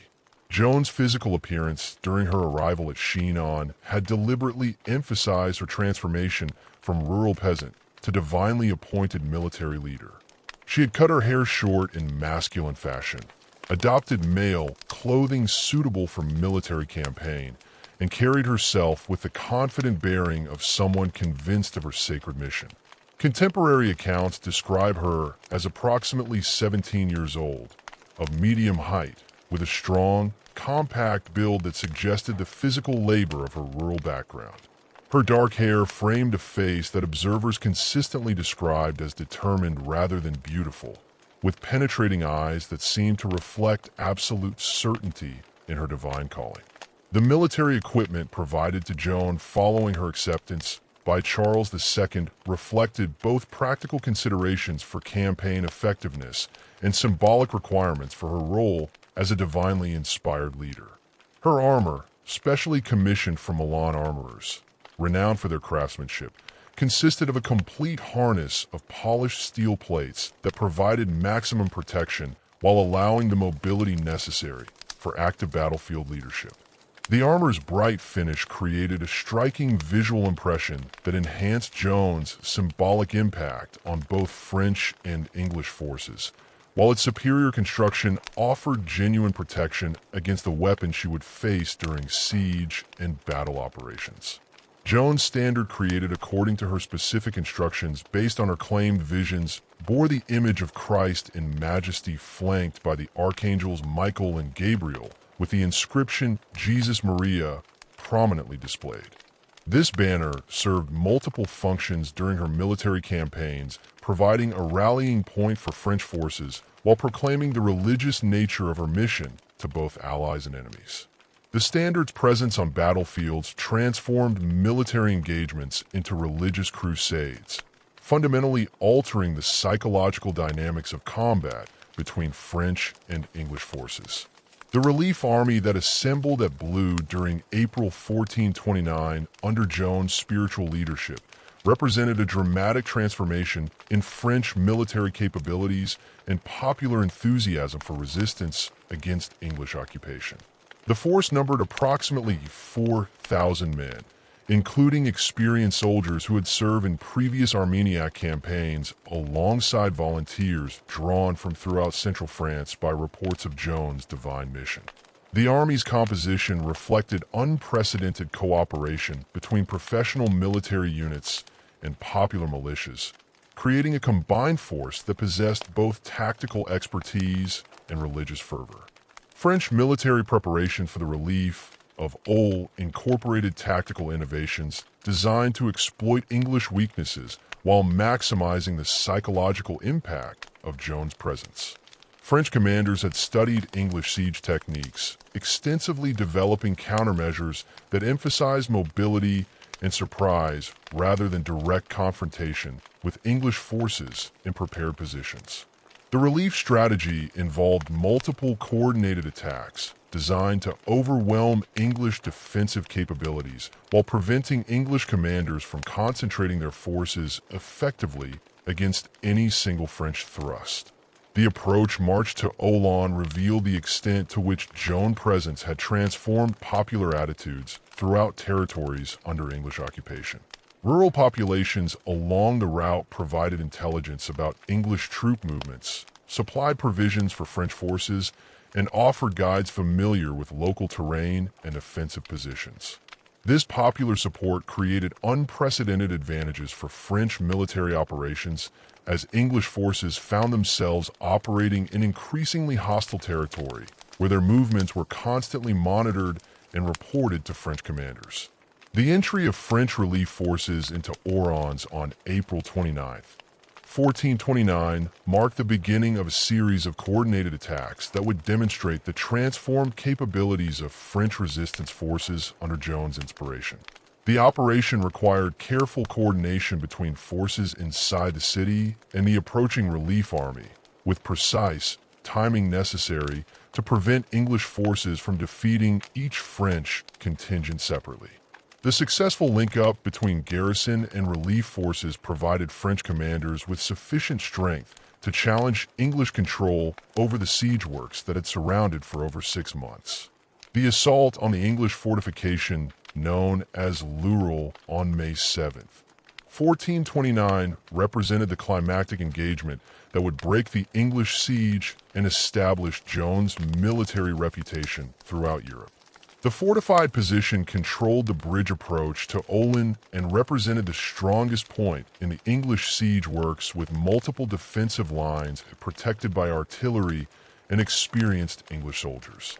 French forces attacking this position faced the prospect of advancing across open ground under concentrated English fire, followed by close combat against defenders protected by strong fortifications. Joan's role during the assault combined practical military leadership with powerful symbolic presence that inspired French forces to unprecedented levels of determination and courage. She positioned herself prominently during the attack, carrying her standard and exhorting French soldiers to maintain their advance despite English resistance. When an English arrow struck her shoulder during the assault, she briefly withdrew to have the wound treated before returning to lead the final phases of the attack, demonstrating the physical courage that enhanced her credibility as a divinely appointed leader. The capture of Lille after hours of intense fighting eliminated the key position in English siege works, while inflicting severe casualties on English forces that had been considered among the most experienced and reliable in English service. The English commander William Glasdale died during the fighting, along with numerous other experienced soldiers whose loss significantly weakened English military capabilities in the Lyre Valley. The psychological impact of this defeat on English forces proved even more significant than the immediate tactical consequences, as it demonstrated that English defensive positions could be overcome by determined French attacks. The English withdrawal from Orleans on May 8th, 1429 marked the first major English retreat since the beginning of Henry V's conquest campaigns, and signaled a fundamental shift in the strategic balance between English and French forces. The abandonment of the siege represented not merely a tactical setback, but a strategic disaster that exposed the limitations of English military capabilities when faced with determined resistance supported by popular enthusiasm. The retreat also demonstrated that English forces could no longer maintain territorial control through the network of fortified positions that had enabled their occupation of northern France. The immediate aftermath of Olon revealed the broader implications of Joan's success for French resistance movements throughout occupied territories. Reports of the English defeat spread rapidly through informal networks, inspiring increased resistance activities and popular demonstrations against English administration. Rural populations that had previously provided supplies and labor for English forces began actively supporting French military operations, while urban populations in occupied cities demonstrated growing hostility toward English officials and garrison forces. Charles Ithe's decision to authorize an immediate campaign toward reflected his recognition that Joan's success at Orleans had created unprecedented opportunities for challenging English territorial control and establishing legitimate royal authority. The march to Reims represented far more than a symbolic gesture. It constituted a strategic offensive designed to demonstrate French military capabilities while securing the coronation that would provide Charles with the religious legitimacy necessary for effective kingship. The campaign required French forces to advance through territories that had been under English or Burgundian control for years, testing both military capabilities and popular support for French resistance. The Lisa campaign that preceded the march to Hessen demonstrated the transformed effectiveness of French military operations under Joan's leadership and the tactical innovations that had been developed through careful study of English methods. French forces systematically eliminated English strongholds along the Lyre Valley through coordinated siege operations that combined traditional blockade techniques with aggressive assault tactics designed to minimize the time required for each operation. The rapid capture of Yago on June 12, 1429, followed by victories at Mont-sur-Louise and Boyancy, eliminated English territorial control throughout the region while providing French forces with secure bases for subsequent operations. The Battle of Pate on June 18, 1429 represented the first major French victory in open battle since the disasters of the early 15th century and demonstrated that French forces could defeat English armies even under conditions that favored English tactical methods. The engagement occurred when French cavalry units surprised an English force that was attempting to establish defensive positions near the village of Patay. The English army commanded by John Talbot and John Fastolf numbered approximately 2,500 men, including experienced longbowmen and men-at-arms who had participated in previous English victories. The tactical circumstances at Pate prevented English forces from implementing the defensive archery tactics that had proved so effective at Eisenach and earlier engagements. French cavalry led by Jean du Nord and at Dinant struck the English force before it could establish proper defensive positions, creating chaos that prevented coordinated English resistance. The speed of the French attack eliminated the time necessary for English archers to establish effective fields of fire. While the surprise nature of the engagement prevented English commanders from organizing their forces according to established tactical doctrine, French tactical execution at Pate reflected sophisticated understanding of English military methods, combined with innovative approaches designed to neutralize English advantages while exploiting their weaknesses. French commanders had recognized that English tactical superiority depended on their ability to choose engagement conditions and establish prepared defensive positions before battle commenced. By forcing immediate combat through surprise attacks, French forces could prevent English armies from implementing their preferred tactical systems while creating conditions that favored French numerical superiority and cavalry effectiveness. The casualties inflicted on English forces at Pate exceeded 2,000 men, including most of the experienced soldiers and commanders who had formed the core of English military strength in the Louise Valley. John Talbot's capture eliminated one of England's most experienced field commanders, while the deaths of numerous other English officers significantly weakened English leadership capabilities throughout central France.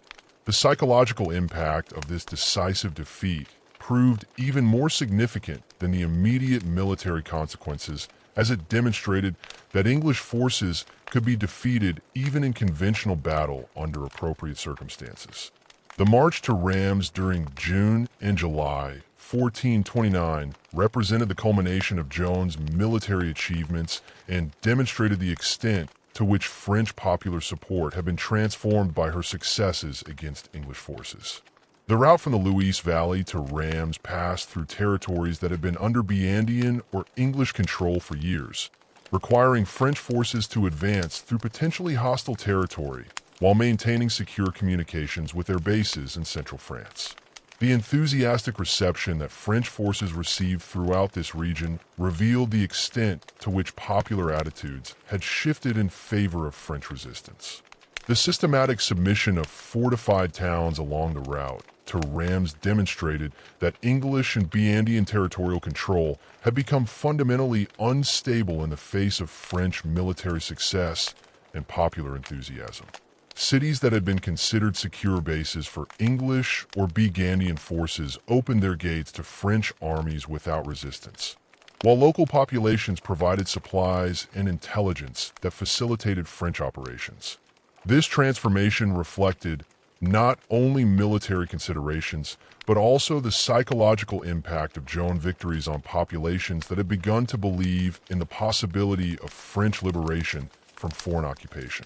The coronation of Charles II at Rheims Cathedral on July 17, 1429 represented the symbolic culmination of Joan's mission and provided the French monarchy with the religious legitimacy that had been denied through English occupation of traditional coronation sites.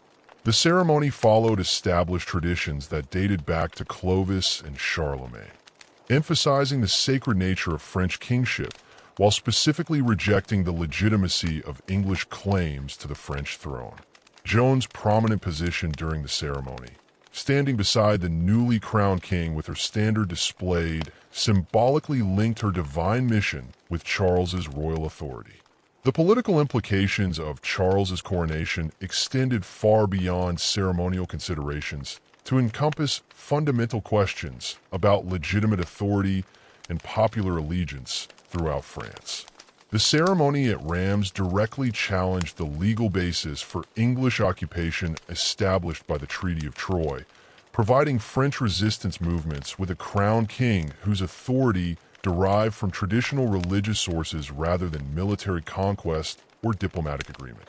The coronation also created diplomatic opportunities for French representatives seeking to negotiate alliances with European powers that had previously recognized English claims to French territories. The immediate aftermath of the coronation revealed both the achievements and limitations of Joan's mission. As French forces found themselves facing increasingly organized English and Burgundian resistance designed to prevent further French territorial gains, Bedford's response to French successes included comprehensive efforts to strengthen English defensive positions while organizing counteroffensives designed to recapture territories lost during the Lier Campaign and the March to Reims. These English preparations demonstrated that while Joan's successes had fundamentally altered the strategic balance, they had not eliminated English military capabilities or territorial control in northern France. Joan's capture at Compiègne on May 23, 1430, during a sortie against Burgundian forces besieging the town, eliminated the symbolic and practical leadership that had enabled French military successes during the previous year. The circumstances of her capture reflected the tactical risks inherent in her aggressive leadership style, as she had positioned herself at the forefront of French forces during a complex operation that required careful coordination between garrison troops and external relief forces. Her fall from her horse during the retreat from an unsuccessful attack left her isolated among enemy forces who immediately recognized the enormous value of their prisoner. The Burgundian decision to sell Joan to English authorities reflected both financial considerations and strategic calculations about the propaganda value of eliminating the symbolic leader of French resistance. The price negotiated for Joan's transfer, 10,000 gold crowns, represented an enormous sum that demonstrated English recognition of her importance to French morale and military effectiveness. The transaction also reflected Burgundian priorities that emphasized immediate financial gain over potential long-term advantages that might result from Joan's continued imprisonment under Burgundian control. The English decision to prosecute Joan for heresy rather than treating her as a prisoner of war reflected sophisticated understanding of the religious and political dimensions of her impact on French resistance. English authorities recognized that Joan's influence derived primarily from popular belief in her divine mission rather than conventional military leadership, making it essential to discredit her religious claims in order to undermine French morale and popular support for resistance activities. The heresy charges also provided legal justification for executing Joan despite her status as a captured military leader, as medieval law permitted the execution of heretics regardless of their political or military roles. The trial proceedings at Rouen during 1431 represented a carefully orchestrated judicial process designed to achieve predetermined political objectives while maintaining the appearance of legitimate ecclesiastical procedure. The court, dominated by English supporters and Burgundian collaborators, conducted extensive interrogations that focused on Joan's claims of divine visions, her adoption of male clothing, and her assertion of authority over military and political matters traditionally reserved for male leaders. The theological arguments presented during the trial reflected contemporary debates about the nature of divine revelation and the proper roles of women in religious and secular affairs. Joan's execution on May 30th, 1431 in the marketplace at Rouen achieved immediate English objectives of eliminating a powerful symbol of French resistance while demonstrating English authority over occupied territories. However, the long-term consequences of her martyrdom proved counterproductive to English interests, as her death transformed her from a controversial military leader into a religious symbol whose influence continued to inspire French resistance long after her physical elimination. The manner of her execution, burned alive as a relapsed heretic, provided French propaganda with powerful imagery that enhanced rather than diminished her symbolic impact on popular resistance to English occupation. The Congress of Arras in 1435 represented the most significant diplomatic development since the Treaty of Troyes, as it provided opportunities for fundamental realignment of the alliances that had determined the course of Anglo-French conflict for the previous 15 years. The negotiations sponsored by Pope Eugenius IVDH and the Holy Roman Emperor Sigismund brought together representatives from England, France, and Burgundy to address the territorial and political disputes that had prevented peaceful resolution of the conflict. The Congress's proceedings revealed the extent to which military developments since Joan intervention had altered the strategic calculations of all parties involved in the conflict. The English negotiating position at Arras reflected the defensive mentality that had replaced the aggressive expansionism of Henry V's reign, as English representatives focused primarily on securing recognition of existing territorial control rather than pursuing additional conquests. The English delegation, led by Cardinal Beaufort and the Earl of Huntingdon, possessed limited flexibility due to domestic political constraints that prevented significant territorial concessions without parliamentary approval.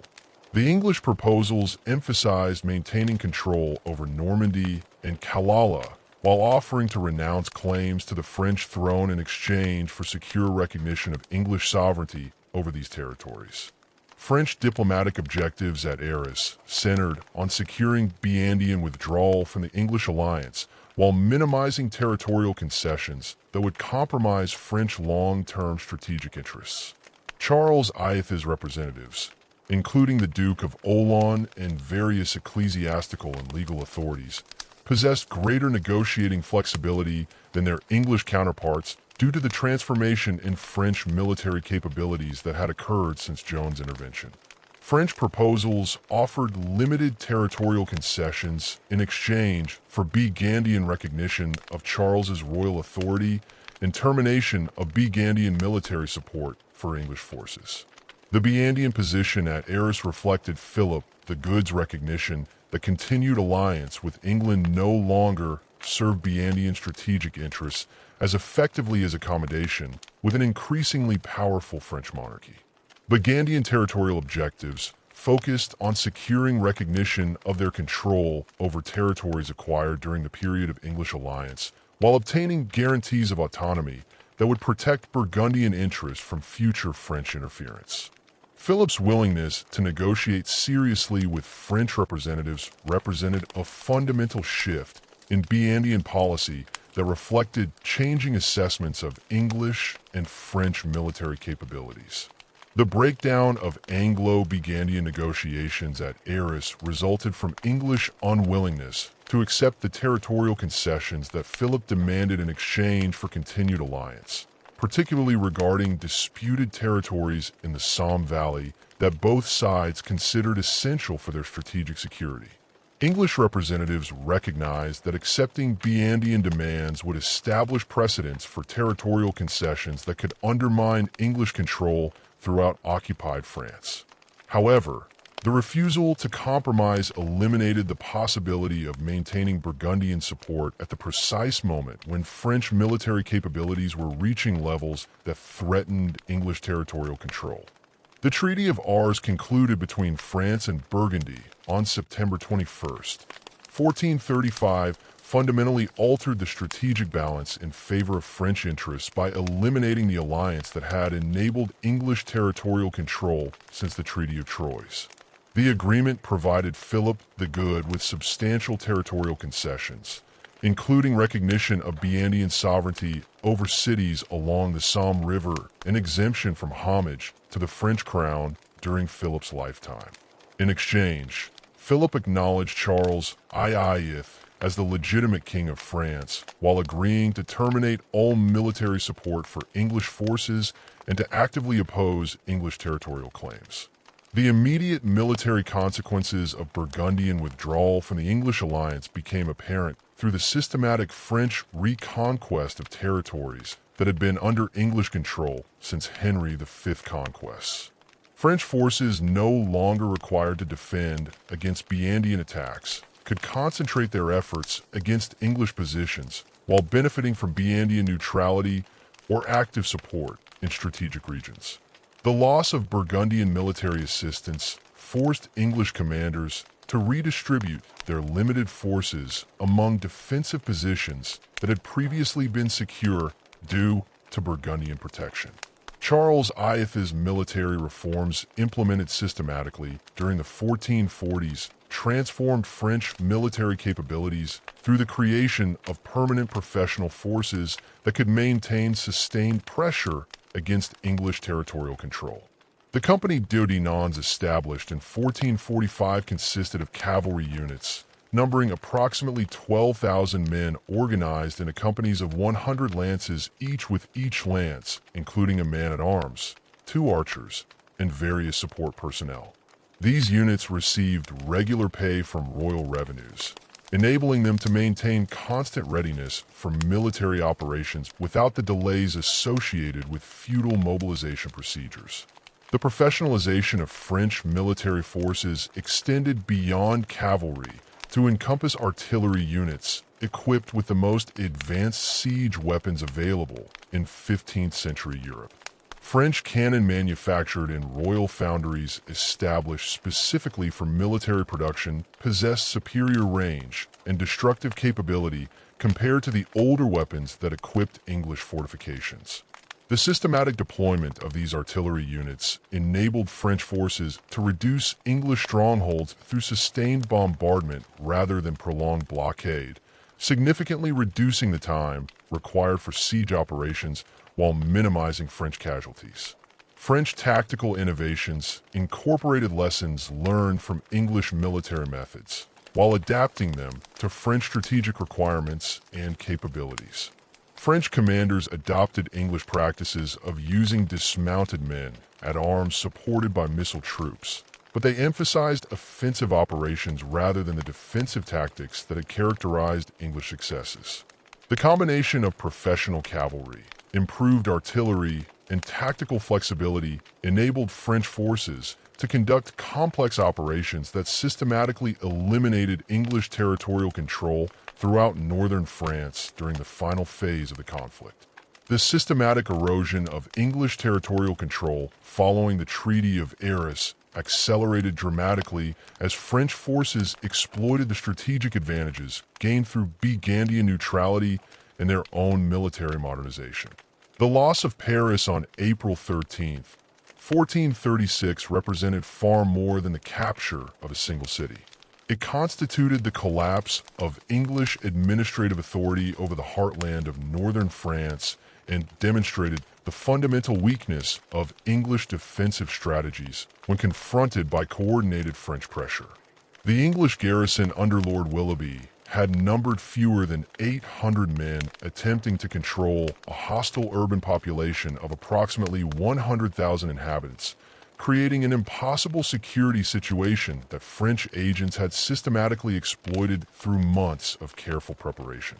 The French recapture of Paris revealed sophisticated intelligence networks that had operated throughout the period of English occupation, providing detailed information about English defensive preparations, garrison strength, and supply arrangements.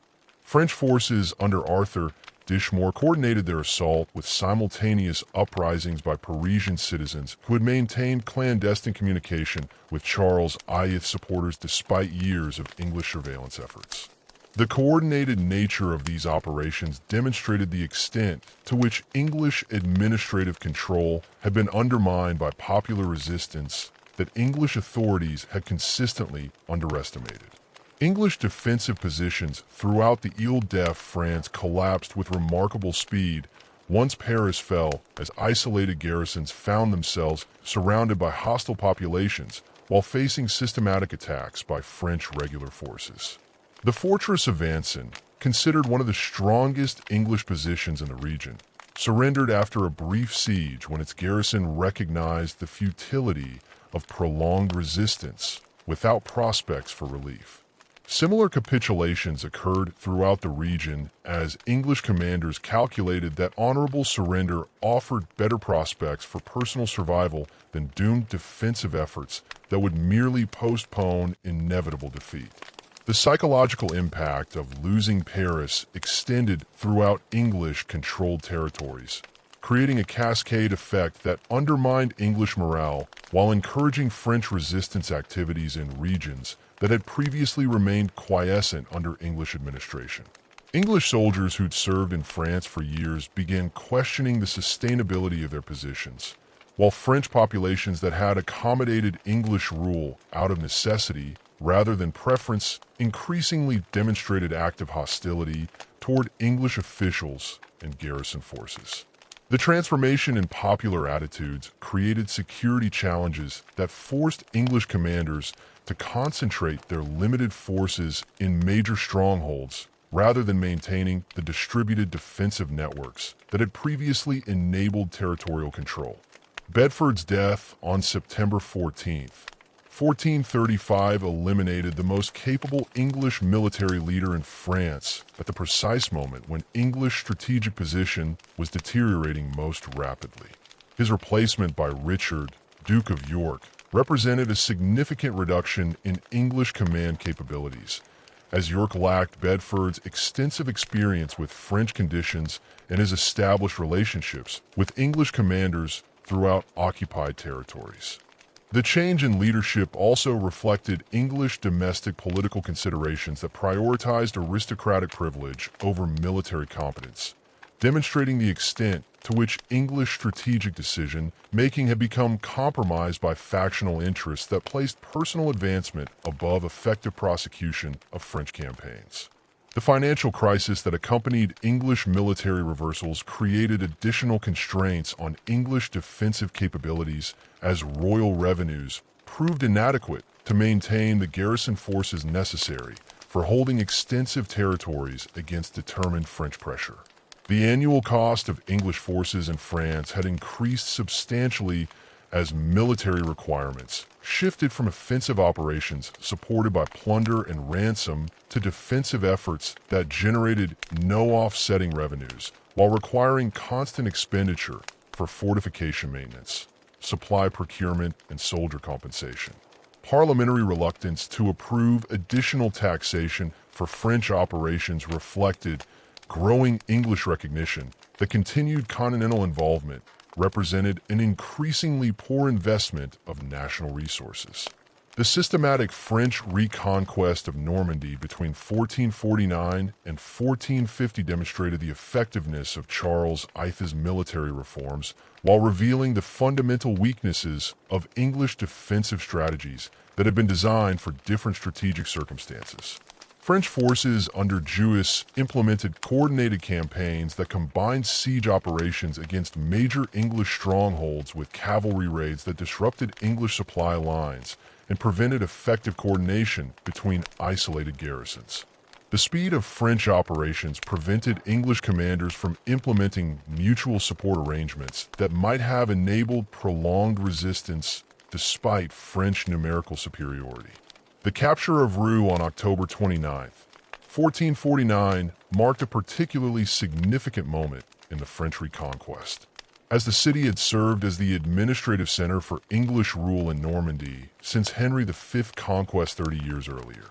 The English garrison under Edmund Beaufort, Duke of Somerset, had attempted to organize comprehensive defensive preparations that would enable prolonged resistance against French siege operations. However, the city's population actively supported French forces through intelligence gathering, sabotage of English defensive works, and direct assistance during the final assault phases that overwhelmed English resistance. French artillery played a decisive role in reducing English fortifications throughout Normandy, as improved cannon design and manufacturing techniques had created weapons capable of breaching even the strongest medieval defensive works within relatively short periods. The systematic deployment of these artillery units enabled French forces to conduct multiple simultaneous siege operations rather than concentrating their entire army against individual English positions, creating pressure across the entire English defensive network that prevented effective mutual support between garrisons.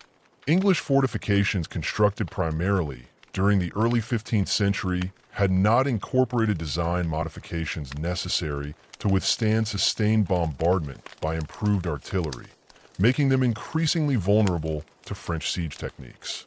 The Battle of Firminy on April 15th, 1450 represented the decisive engagement that eliminated organized English resistance in Normandy while demonstrating the tactical innovations that had transformed French military capabilities since John of Arc's intervention. The English force under Thomas Curiel numbered approximately 4,000 men, including experienced soldiers who had served in previous French campaigns alongside recent reinforcements from England. The English army had landed at Cherbourg in March 1450 with instructions to relieve English garrisons throughout Normandy while re-establishing English territorial control in regions that had been lost to French advances. English tactical deployment at Fort Minny initially followed established patterns that had proved successful in previous engagements with dismounted men at arms positioned behind protective stakes, while longbowmen were deployed on the flanks to provide concentrated missile fire against attacking French forces. The English position occupied elevated ground that provided excellent fields of fire, while forcing French forces to advance uphill against concentrated archery, creating conditions that theoretically favored English defensive capabilities. However, French tactical innovations had specifically addressed the challenges posed by English defensive systems, developing countermeasures that neutralized traditional English advantages. French artillery deployment at Fourmin marked the first systematic use of cannon against English field positions, creating tactical conditions that English commanders had not previously encountered in major engagements. The French guns positioned beyond the effective range of English longbows delivered sustained bombardment that inflicted casualties on English forces while remaining immune to English countermeasures. The psychological impact of artillery fire proved as significant as its physical effects, as English soldiers found themselves under attack from weapons against which their traditional defensive methods provided no protection. The arrival of French reinforcements under Arthur Dishman during the battle's later phases provided French forces with overwhelming numerical superiority that enabled coordinated attacks from multiple directions simultaneously. The French cavalry units that had been held in reserve struck English flanks, while the main French force maintained pressure against English front positions, creating tactical conditions that prevented English forces from maintaining their defensive formation. The systematic nature of French tactical coordination demonstrated the professional military capabilities that had been developed through Charles II's military reforms. English casualties at Fourminier exceeded 3,000 men, representing the virtual elimination of the last significant English field army in Normandy and ending any prospect of English territorial recovery in the region. Thomas Curiel's capture eliminated experienced English command leadership, while the deaths of numerous other English officers significantly weakened English military capabilities throughout remaining English-controlled territories. The battle's outcome demonstrated that English tactical methods, which had dominated European warfare for over a century, had become obsolete when confronted by French forces equipped with modern artillery and organized according to professional military principles. The final English strongholds in Normandy capitulated with remarkable speed following the disaster of Forminia, as garrison commanders recognized that continued resistance would merely postpone inevitable defeat while exposing their forces to unnecessary casualties. Caen surrendered on July 1st, 1450, followed by Cherbourg on August 12th, effectively eliminating English territorial presence in Normandy after 33 years of occupation. The speed of these capitulations reflected not only military realities, but also the transformation in popular attitudes that had made English rule increasingly untenable even in regions where English garrisons remained capable of prolonged resistance. The English domestic political crisis that erupted during the 1450s fundamentally compromised English ability to respond effectively to French military successes while creating conditions that would eventually evolve into the Wars of the Roses.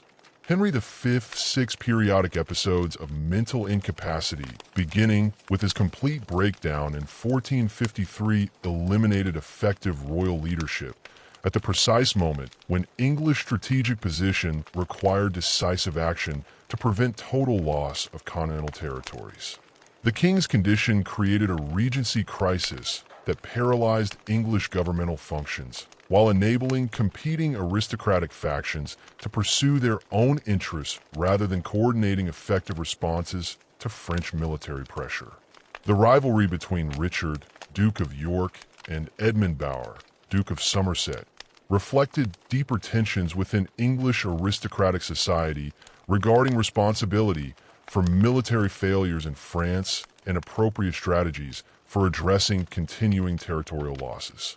York supporters blamed Somerset's military incompetence for English defeats, while arguing that continued French involvement represented wasteful expenditure of resources that could be better employed for English domestic development. Somerset's faction maintained that English territorial losses resulted from inadequate financial support rather than military failure, arguing that increased parliamentary funding could enable recovery of lost territories through renewed military campaigns. The popular uprising led by Jack Cade during the summer of 1450 demonstrated the extent to which English domestic stability had been undermined by military failures in France and the perceived incompetence of royal administration. The rebellion, which briefly controlled London before being suppressed through military action, reflected widespread English resentment regarding taxation imposed to finance unsuccessful French campaigns. While domestic grievances remained unrest, Cade's execution of several royal officials, including James Fian, Lord Sy, and Cell, symbolically represented popular rejection of the administrative systems that had managed English involvement in France. The systematic French reconquest of Aquitaine during 1451 eliminated English control over territories that had been under English rule for 3 centuries, demonstrating that even the most established English territorial presence could not survive determined French pressure supported by modern military capabilities. The French campaign under Juillas employed the same combination of artillery bombardment and coordinated assault that had proved effective in Normandy, systematically reducing English strongholds while preventing effective mutual support between isolated garrisons. The speed of French operations reflected both improved French military efficiency and the fundamental weakness of English defensive positions that had been designed for different strategic circumstances. Bordeaux's surrender on June 30th, 1451 represented the symbolic end of English territorial empire in southwestern France, as the city had served as the administrative and commercial center for English rule in Aquitaine since the 12th century. The English garrison under John Talbot had attempted to organize comprehensive defensive preparations that would enable prolonged resistance against French siege operations. But the city's population increasingly supported French forces through intelligence, gathering, and direct assistance that undermined English defensive efforts. The transformation in popular attitudes reflected not only military considerations, but also economic calculations, as Gascon merchants recognized that accommodation with French rule offered better prospects for commercial prosperity than continued resistance that would invite French retaliation. The brief English recovery of Bordeaux in October 1452 demonstrated both the persistence of English strategic ambitions and the fundamental weakness of English military capabilities when confronted by modern French forces. John Talbot's expedition, numbering approximately 3,000 men, succeeded in recapturing the city through surprise attack that exploited temporary weakness in French defensive preparations. However, The English force lacked the strength necessary to maintain territorial control against inevitable French counterattacks, while facing hostile populations that had already accommodated French rule and viewed English return as temporary disruption rather than legitimate restoration. The Battle of Castellane on July 17th, 1453 represented the final major engagement of the Hundred Years' War and demonstrated the decisive superiority of French military organization over traditional English tactical methods.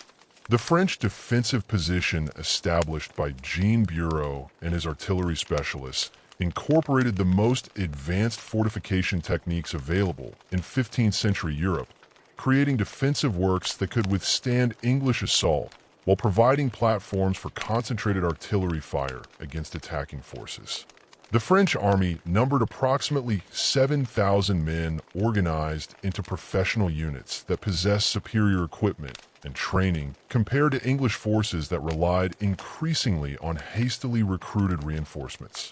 English tactical deployment at Castile followed traditional patterns that had proved successful in previous centuries, with dismounted men at arms advancing against French positions while longbowmen provided supporting fire from protected positions. However, French defensive preparations had specifically addressed these tactical approaches, creating conditions that neutralized English advantages while maximizing French capabilities. The systematic deployment of French artillery created killing zones that prevented English forces from approaching French positions. While French cavalry units positioned for counterattack could exploit any weakness in English formation that developed during prolonged assault operations. John Talbot's death during the battle eliminated the most experienced English field commander remaining in French service, while symbolically representing the end of English military effectiveness in continental warfare. Talbot, who had served in France for over 30 years and participated in most major English campaigns since Henry V's conquests, represented the continuity between English military success during the early 15th century and the systematic failures that characterized English operations during the 1440s and 1450s. His death at age 66, leading a hopeless assault against prepared French positions, epitomized the obsolescence of English tactical methods when confronted by modern French military capabilities. The systematic elimination of English territorial control in France during the 1450s coincided with a fundamental transformation in military technology and organization that would reshape European warfare for centuries to come. The crude bombards that had appeared sporadically during the 14th century evolved into sophisticated artillery systems capable of reducing the strongest medieval fortifications within days rather than months. French foundries established under Charles Ithe's comprehensive military reforms produced bronze cannon with standardized calibers and improved metallurgy that delivered unprecedented destructive power. These weapons, ranging from massive siege guns weighing several tons to lighter field pieces that could accompany advancing armies, required entirely new approaches to both offensive and defensive warfare. The technical specifications of these early cannon revealed the rapid pace of military innovation during the mid-15th century. The largest French siege guns, such as those employed at the reduction of English strongholds in Normandy, possessed diameters exceeding 12 in and could fire stone projectiles weighing over 400 pounds at ranges approaching 1,500 yards. The manufacturing process required specialized knowledge of bronze casting techniques, gunpowder chemistry, and ballistic calculations that represented significant advances over traditional medieval craftsmanship. French artillery units included not only the gunners who operated these weapons, but also teams of specialists responsible for powder preparation, projectile manufacture, and the complex logistics required to transport and position such massive equipment. The impact of improved artillery on siege warfare extended far beyond mere destructive capability to encompass fundamental changes in the relationship between offensive and defensive military operations. Medieval fortifications designed to withstand attacks by traditional siege engines proved catastrophically vulnerable to sustained cannon bombardment that could breach walls within hours of concentrated fire. The psychological effect on defending garrisons often proved as decisive as the physical damage, as soldiers accustomed to the gradual attrition of traditional siege warfare found themselves facing immediate destruction from weapons against which their defensive preparations provided no protection. English commanders, whose experience derived primarily from earlier conflicts where artillery played minimal roles, proved particularly unprepared for the systematic application of concentrated firepower that characterized French siege operations during the 1440s and 1450s. The transformation of battlefield tactics reflected equally significant changes in military organization and professional training that distinguished 15th century armies from their medieval predecessors. The French company's d'ordonnance represented a revolutionary departure from traditional feudal military service, creating permanent professional units that maintained constant readiness for military operations while developing specialized skills through continuous training and campaign experience. Each company consisted of 100 lances with individual lances comprising a man at arms, equipped with complete plate armor and multiple weapons, 2 mounted archers carrying both longbows and crossbows, and several support personnel, including pages, grooms, and specialists responsible for equipment maintenance. The standardization of equipment within these professional units enabled tactical coordination that had been impossible with traditional feudal levies whose members possessed widely varying levels of training, equipment quality, and military experience. Frenchmen at arms carried identical weapons manufactured in royal armies, according to specifications developed through systematic analysis of combat effectiveness. While their horses were selected and trained according to standardized criteria that emphasized speed, endurance, and battlefield reliability, the mounted archers who supported each lance possessed specialized training in both mounted and dismounted combat techniques, enabling them to adapt their tactical role according to specific battlefield conditions rather than being limited to single combat functions. The decline of heavy cavalry as the dominant force in European warfare reflected both technological changes and evolving tactical doctrine that emphasized flexibility and coordination over individual martial prowess. The plate armor that had provided near invulnerability against traditional medieval weapons proved increasingly ineffective against improved crossbows, early firearms, and specialized anti-armor weapons developed specifically to counter heavily armored opponents. French tactical innovations emphasized the coordinated employment of different military arms rather than relying on cavalry charges that had dominated medieval battlefields, creating combined arm systems that integrated infantry, cavalry, and artillery in mutually supporting roles. Professional infantry units, organized according to principles derived from classical military treatises and contemporary battlefield experience, replaced the poorly trained peasant levers that had characterized medieval armies. These soldiers received regular pay that enabled them to focus exclusively on military training rather than dividing their attention between military service and civilian occupations. Their equipment included not only traditional weapons such as pikes, halberds, and crossbows, but also early firearms whose effectiveness continued to improve through technological refinement and tactical innovation. The systematic training provided to these professional soldiers emphasized discipline, unit cohesion, and tactical flexibility that enabled complex maneuvers under battlefield conditions. The development of specialized military engineering capabilities represented another crucial aspect of the military revolution that transformed 15th century warfare. Professional engineers trained in mathematics, metallurgy, and construction techniques designed fortifications that incorporated lessons learned from artillery attacks, while developing siege techniques that maximized the effectiveness of improved weapons. These specialists possessed knowledge of ballistic principles that enabled accurate calculation of projectile trajectories, optimal positioning of artillery pieces, and systematic approaches to breaching enemy fortifications through concentrated bombardment of structurally vulnerable points. Fortification design evolved rapidly in response to artillery threats, incorporating features such as lower, thicker walls that could better absorb cannon fire, angled bastions that eliminated blind spots in defensive coverage, and complex entrance systems that prevented direct artillery attacks on gates and other vulnerable points.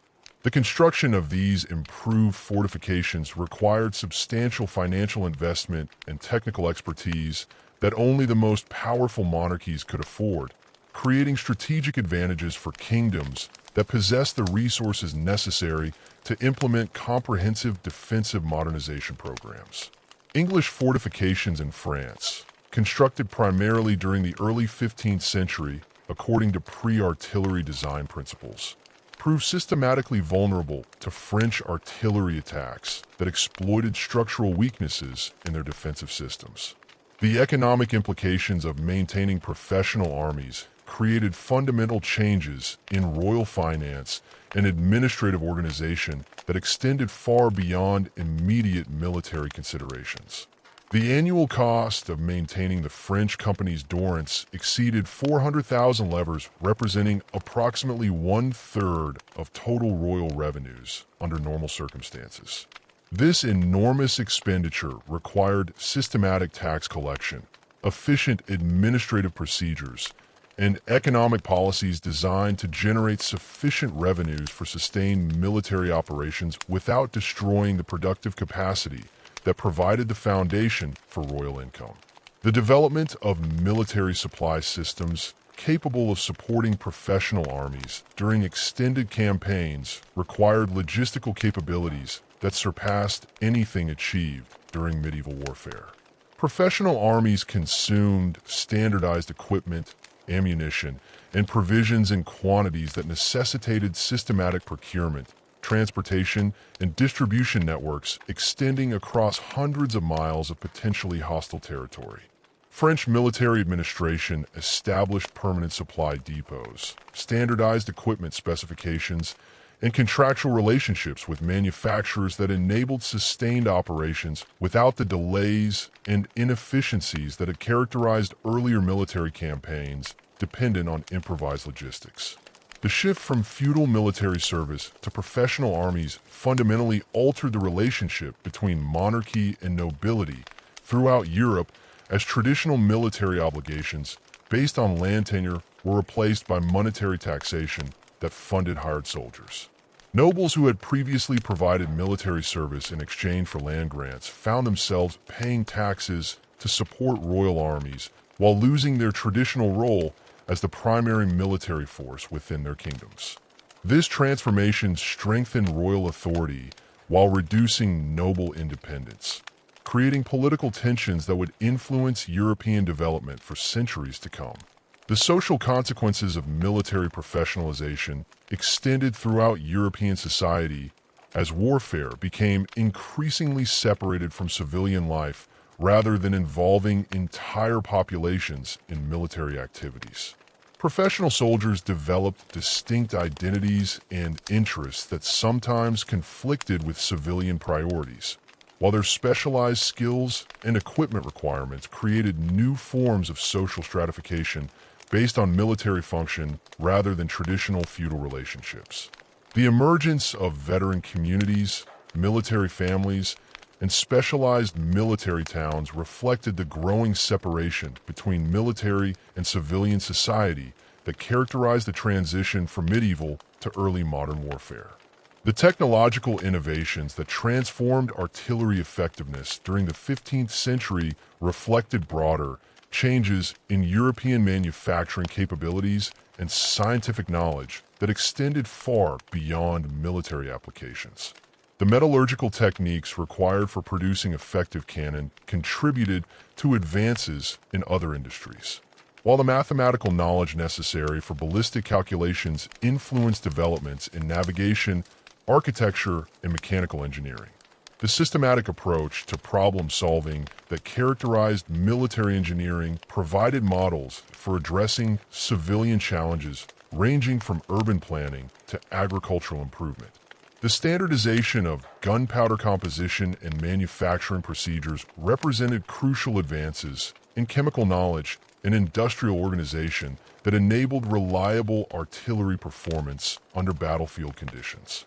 Early gunpowder mixtures had varied significantly in quality and effectiveness due to inconsistent ingredients and manufacturing procedures, creating unreliable weapons that posed dangers to their operators as well as intended targets.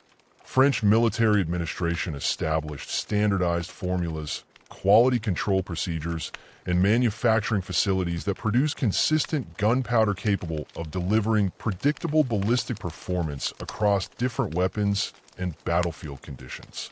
The training requirements for effective artillery operation created new categories of military specialists whose knowledge combined practical experience with theoretical understanding of ballistic principles, metallurgy, and chemical processes. Master gunners possessed skills that extended far beyond simple weapon operation to encompass maintenance procedures, ammunition preparation, and tactical employment that maximized artillery effectiveness, while minimizing risks to friendly forces. These specialists commanded substantial salaries and social status that reflected their crucial importance to military operations. While their knowledge was carefully guarded as state secrets that provided strategic advantages over potential enemies, the impact of military innovation on English strategic capabilities proved particularly devastating because English military organization had remained largely unchanged since the early 15th century victories that had established English territorial control in France. English commanders continued to rely on tactical methods and organizational systems that had proved effective against medieval French armies, but were systematically outclassed by French forces equipped with modern weapons and organized according to professional military principles. The conservative nature of English military culture, which emphasized traditional methods that had achieved previous successes, prevented adaptation to changing technological and tactical conditions that would have been necessary for maintaining military effectiveness. The financial constraints that limited English military modernization reflected broader economic problems that had developed during the prolonged continental campaigns of the early 15th century. The enormous costs of maintaining English garrisons throughout occupied France had exhausted royal revenues, while providing diminishing returns as French resistance reduced the territorial control that justified continued military expenditure. Parliamentary reluctance to approve additional taxation for French operations reflected growing recognition that continued continental involvement represented poor investment of English resources that could be better employed for domestic development and defense against Scottish threats that posed more immediate dangers to English security. The collapse of English territorial control in France during the 1450s thus represented not merely military defeat, but fundamental failure to adapt to changing conditions that had transformed European warfare during the preceding decades. The systematic nature of English losses occurring across multiple feet simultaneously demonstrated that French military superiority reflected comprehensive advantages in organization equipment and tactical doctrine rather than temporary setbacks that could be overcome through traditional responses. The speed with which English positions collapsed once French pressure intensified revealed the extent to which English defensive strategies had become obsolete when confronted by modern military capabilities that English forces could neither match nor effectively counter through alternative tactical approaches. The demographic catastrophe that accompanied the 100 Years' War fundamentally transformed the social fabric of both England and France, creating population disruptions that extended far beyond immediate battlefield casualties to encompass systematic displacement, urban decline, and the collapse of agricultural systems that had sustained medieval society for centuries. The scale of population movement during the conflict dwarfed anything previously experienced in European history as entire communities abandoned their ancestral lands to escape advancing armies. while others found themselves forcibly relocated by military commanders seeking to deny resources to enemy forces or establish loyal populations in conquered territories. The systematic destruction of agricultural infrastructure during military campaigns created cascading effects that persisted long after armies had moved on to other theaters of operation. The Shioshi tactics employed by English forces during the 14th century deliberately targeted rural production systems, destroying crops, slaughtering livestock, and burning farm buildings with the specific intention of undermining French economic capacity while generating terror among civilian populations. French records from the Ile-de-France region indicate that over 60% of rural settlements suffered significant damage during English raids between 1346 and 1360, with many villages remaining abandoned for decades after the initial destruction. The reconstruction of these agricultural systems required substantial investment in livestock, seed grain, and farm equipment that depleted resources throughout the affected regions, while reducing overall productive capacity. The wine-producing regions of southwestern France experienced particularly severe disruption as competing armies recognized the strategic importance of controlling territories that generated substantial commercial revenues. The vineyards around Bordeaux, which had provided the foundation for Anglo-Gascon trade relationships since the 12th century, suffered systematic destruction during French reconquest campaigns that deliberately targeted the economic basis of English territorial control. Contemporary accounts describe French forces cutting down mature vines that had required decades to establish, destroying wine presses and storage facilities, and eliminating the specialized knowledge possessed by vintners whose families had developed particular cultivation techniques over generations. The recovery of wine production in these regions required not only physical reconstruction, but also the painstaking process of replanting vineyards and re-establishing the commercial networks that connected producers with distant markets. Urban centers throughout both kingdoms experienced demographic collapse that reflected both direct military action and the broader economic disruption caused by prolonged warfare. Cities that served as administrative centers for English occupation forces, such as Rouen and Cahors in Normandy, underwent systematic population replacement as French inhabitants fled or were expelled to make room for English colonists whose loyalty could be trusted by occupation authorities. The demographic data available from tax records indicates that Rouen's population declined by approximately 40% between 1417 and 1435, while many smaller Norman towns lost even higher proportions of their inhabitants through death, flight, or forced relocation. The destruction of commercial infrastructure created particularly severe challenges for urban recovery, as the specialized crafts and trading relationships that sustained medieval cities required generations to re-establish once they had been disrupted by military action. The cloth-producing centers of Flanders experienced repeated disruption as English and French forces competed for control over the wool trade that connected English producers with Flemish manufacturers. The siege operations that characterized urban warfare during the conflict systematically destroyed the workshops, warehouses, and transportation facilities that enabled commercial production. While the departure of skilled craftsmen eliminated the technical knowledge necessary for maintaining specialized manufacturing processes, the financial costs of sustaining military operations over more than a century created unprecedented demands on royal revenues that necessitated fundamental innovations in taxation systems and governmental administration. English expenditure on French campaigns between 1337 and 1453 exceeded £5 million, representing approximately 10 times the normal annual royal income and requiring systematic exploitation of every available revenue source.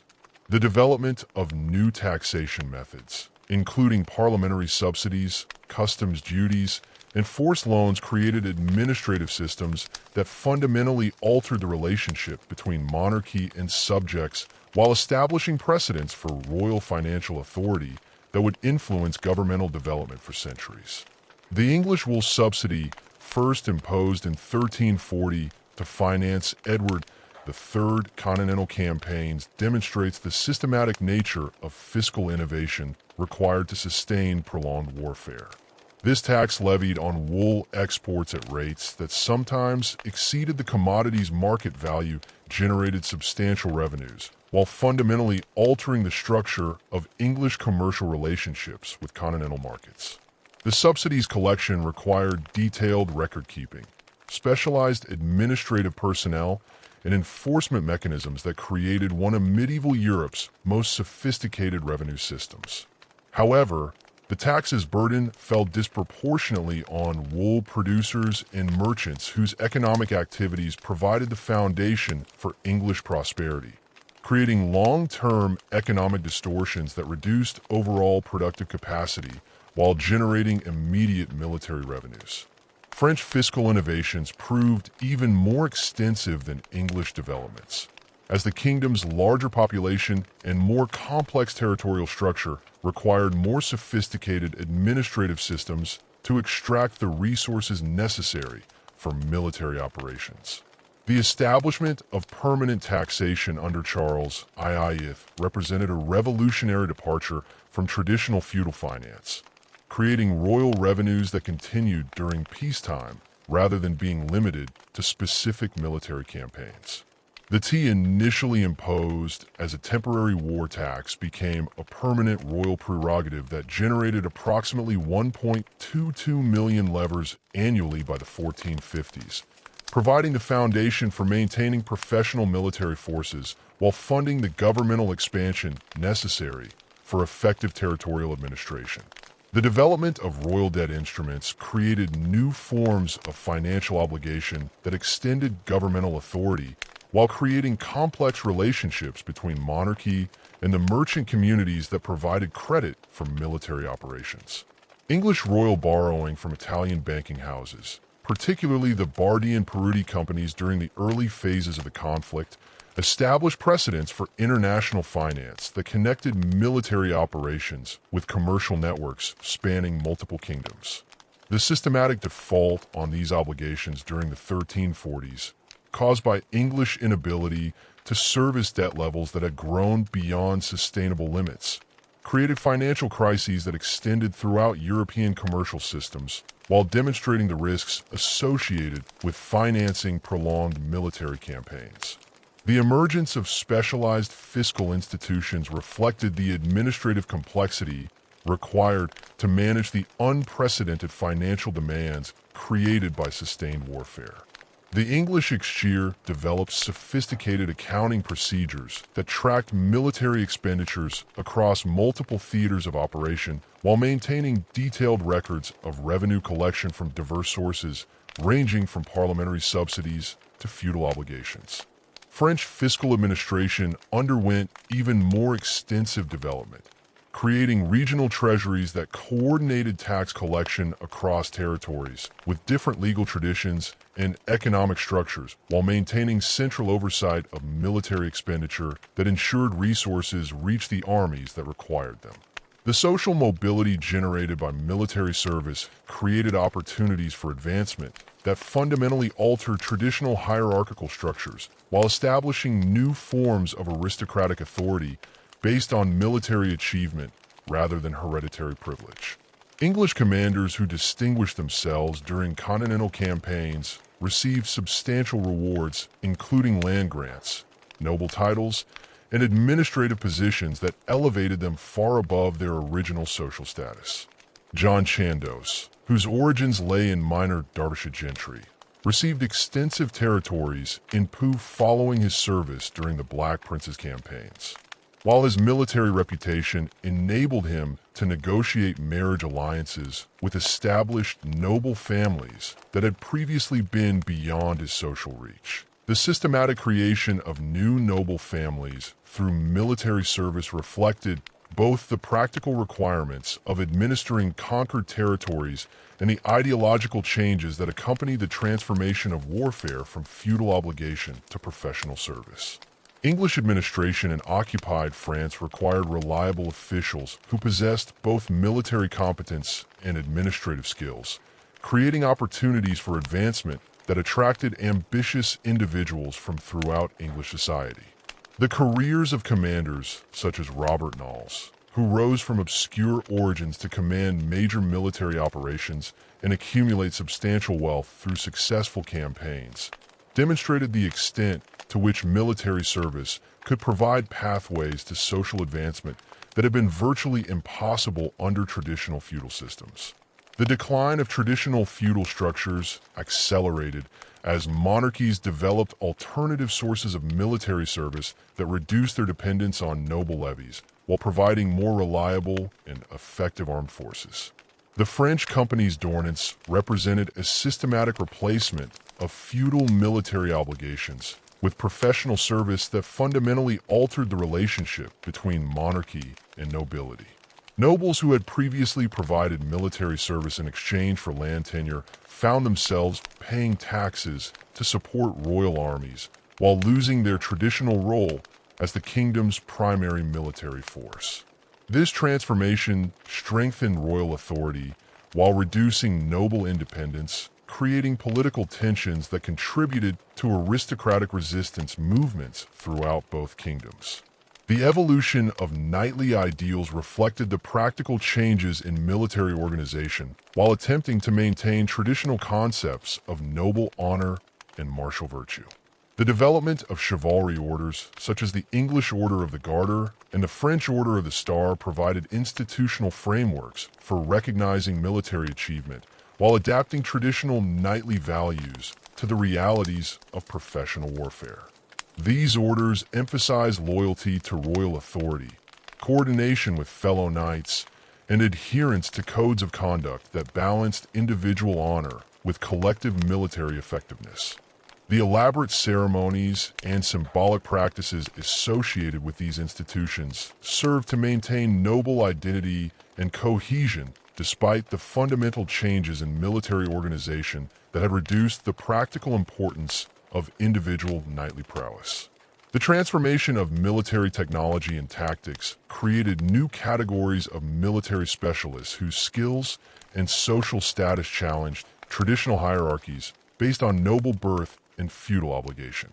Master gunners, military engineers, and professional soldiers possessed technical knowledge and practical capabilities that proved essential for military success while commanding substantial salaries and social recognition.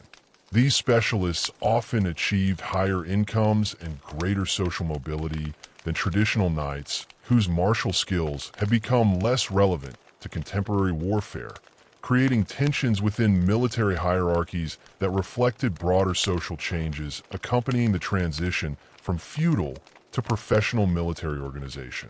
The cultural and linguistic consequences of prolonged Anglo-French conflict fundamentally altered the development of national identities in both kingdoms while reducing the cosmopolitan character that had previously characterized European aristocratic culture.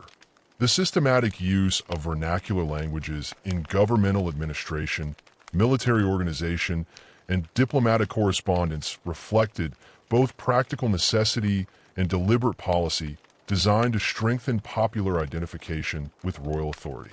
English administrative documents in occupied France increasingly employed English terminology and legal concepts that distinguished English rule from French traditions, while French resistance propaganda emphasized linguistic and cultural differences that justified opposition to foreign occupation. The decline of French influence in English court culture represented a dramatic reversal of patterns that had dominated English aristocratic society since the Norman conquest. The French language, which had served as the primary means of communication among English nobility for over 2 centuries, gradually gave way to English as the preferred language for governmental administration, legal proceedings, and literary expression.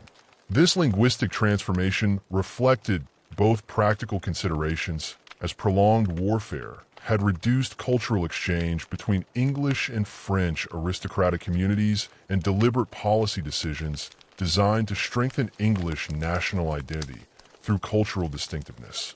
English literary development during the 14th and 15th centuries demonstrated the systematic replacement of French cultural models with indigenous traditions that emphasized English historical experience and linguistic heritage.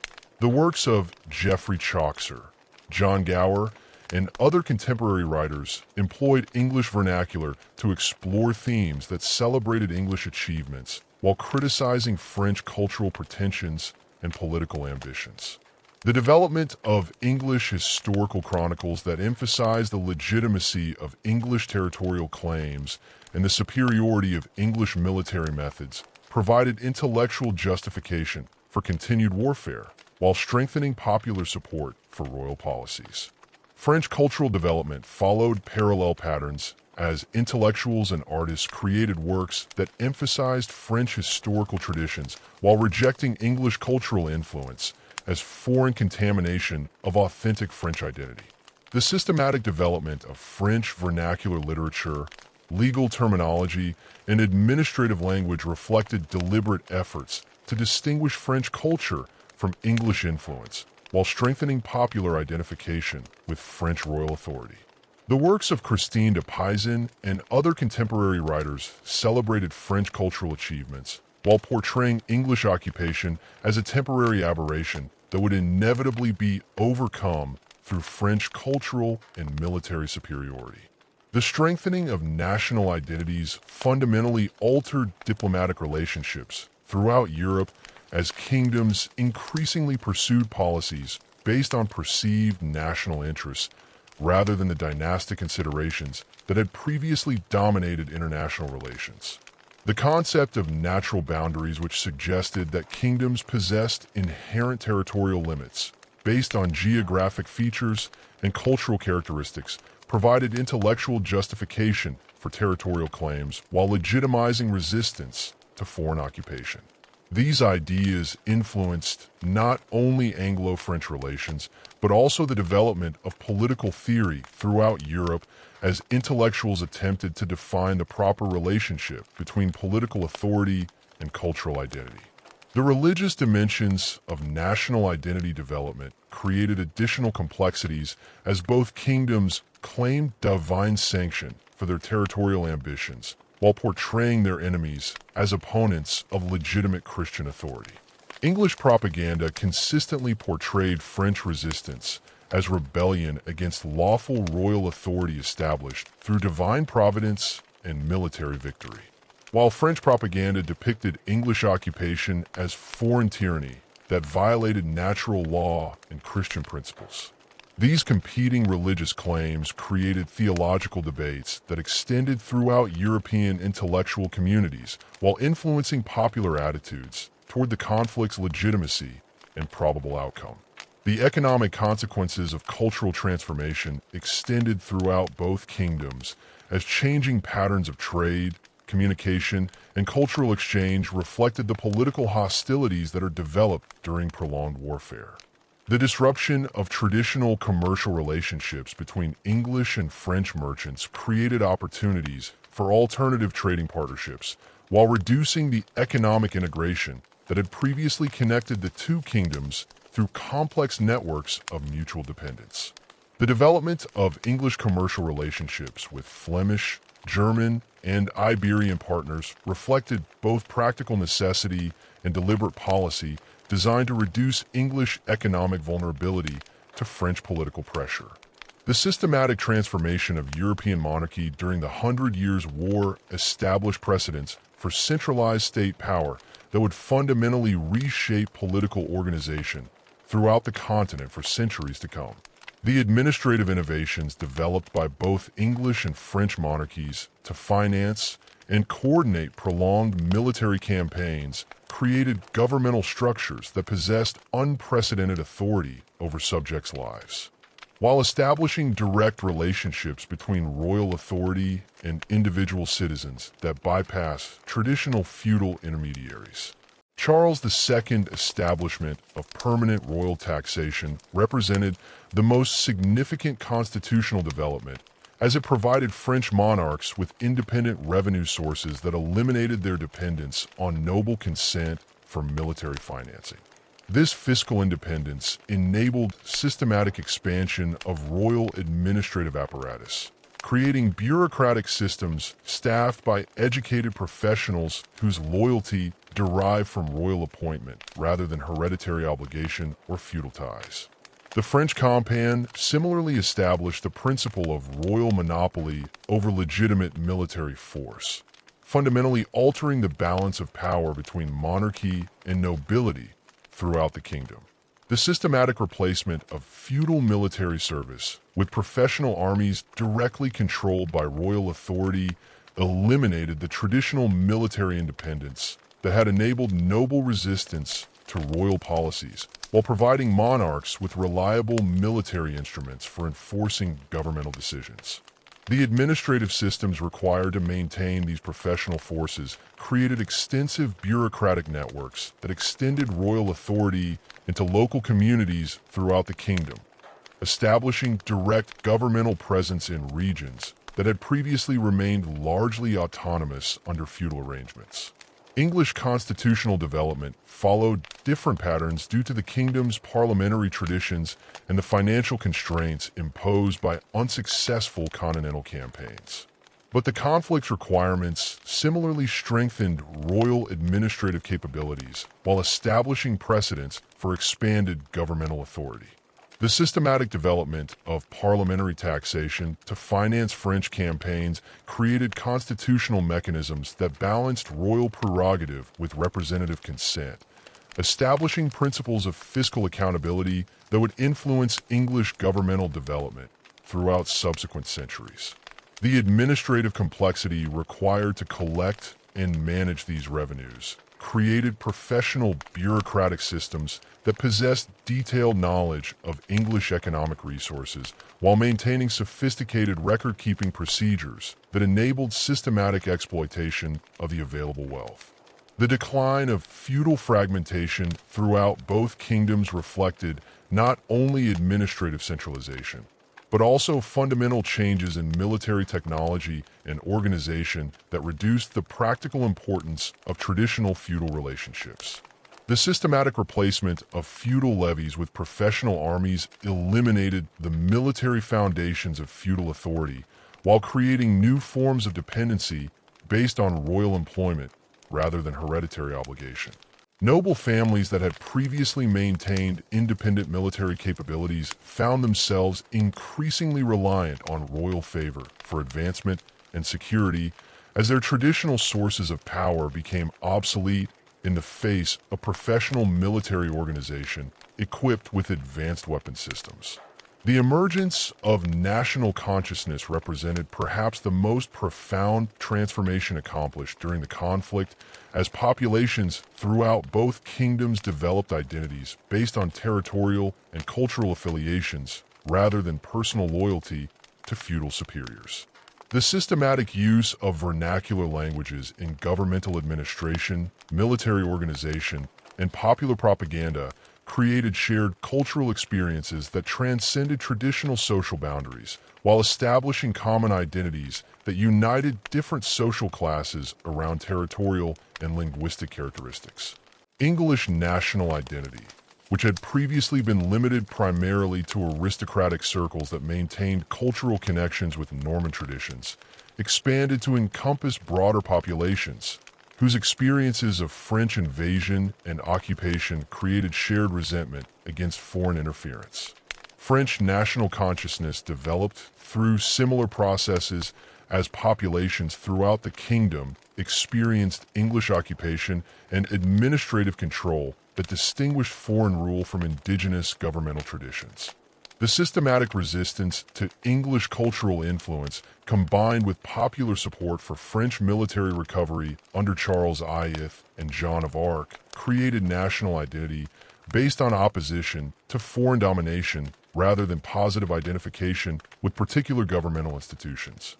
This defensive nationalism proved remarkably durable and influential, providing ideological foundations for French territorial expansion and cultural imperialism throughout subsequent centuries, while establishing precedents for popular resistance to foreign occupation that would inspire liberation movements throughout European history.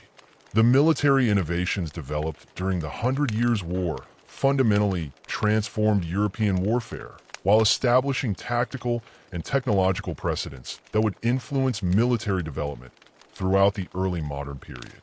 The systematic integration of artillery into siege operations eliminated the defensive advantages that medieval fortifications had provided for centuries, creating military conditions that favored offensive operations while reducing the strategic importance of individual strongpoints.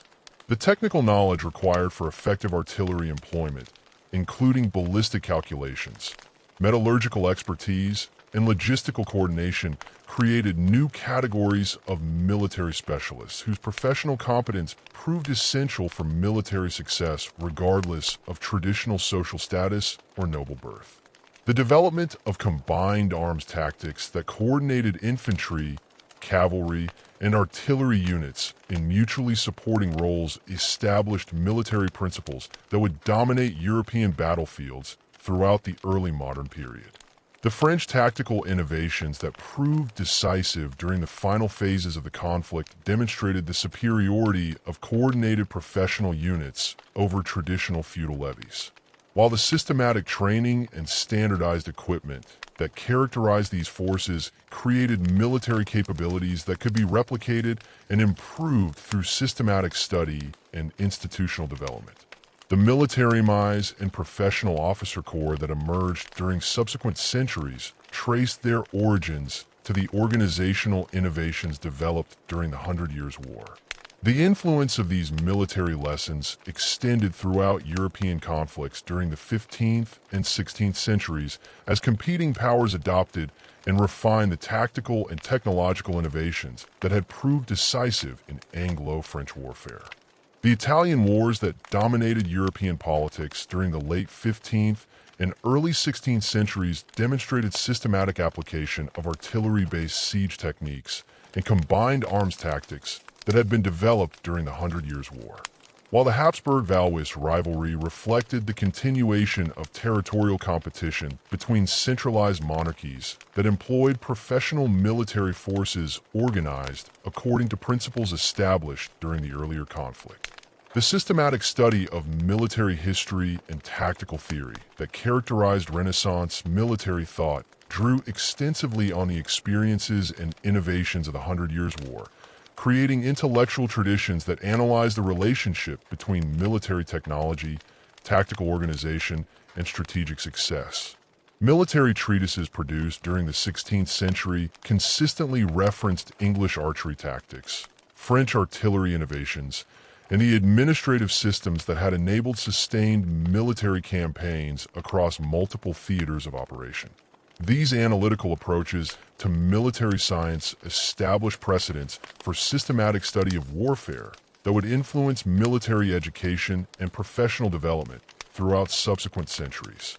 The geopolitical consequences of the H-100 Red Years' War established territorial and strategic patterns that would influence European international relations for centuries, fundamentally altering the balance of power between maritime and continental orientations, while creating precedents for colonial expansion and commercial competition.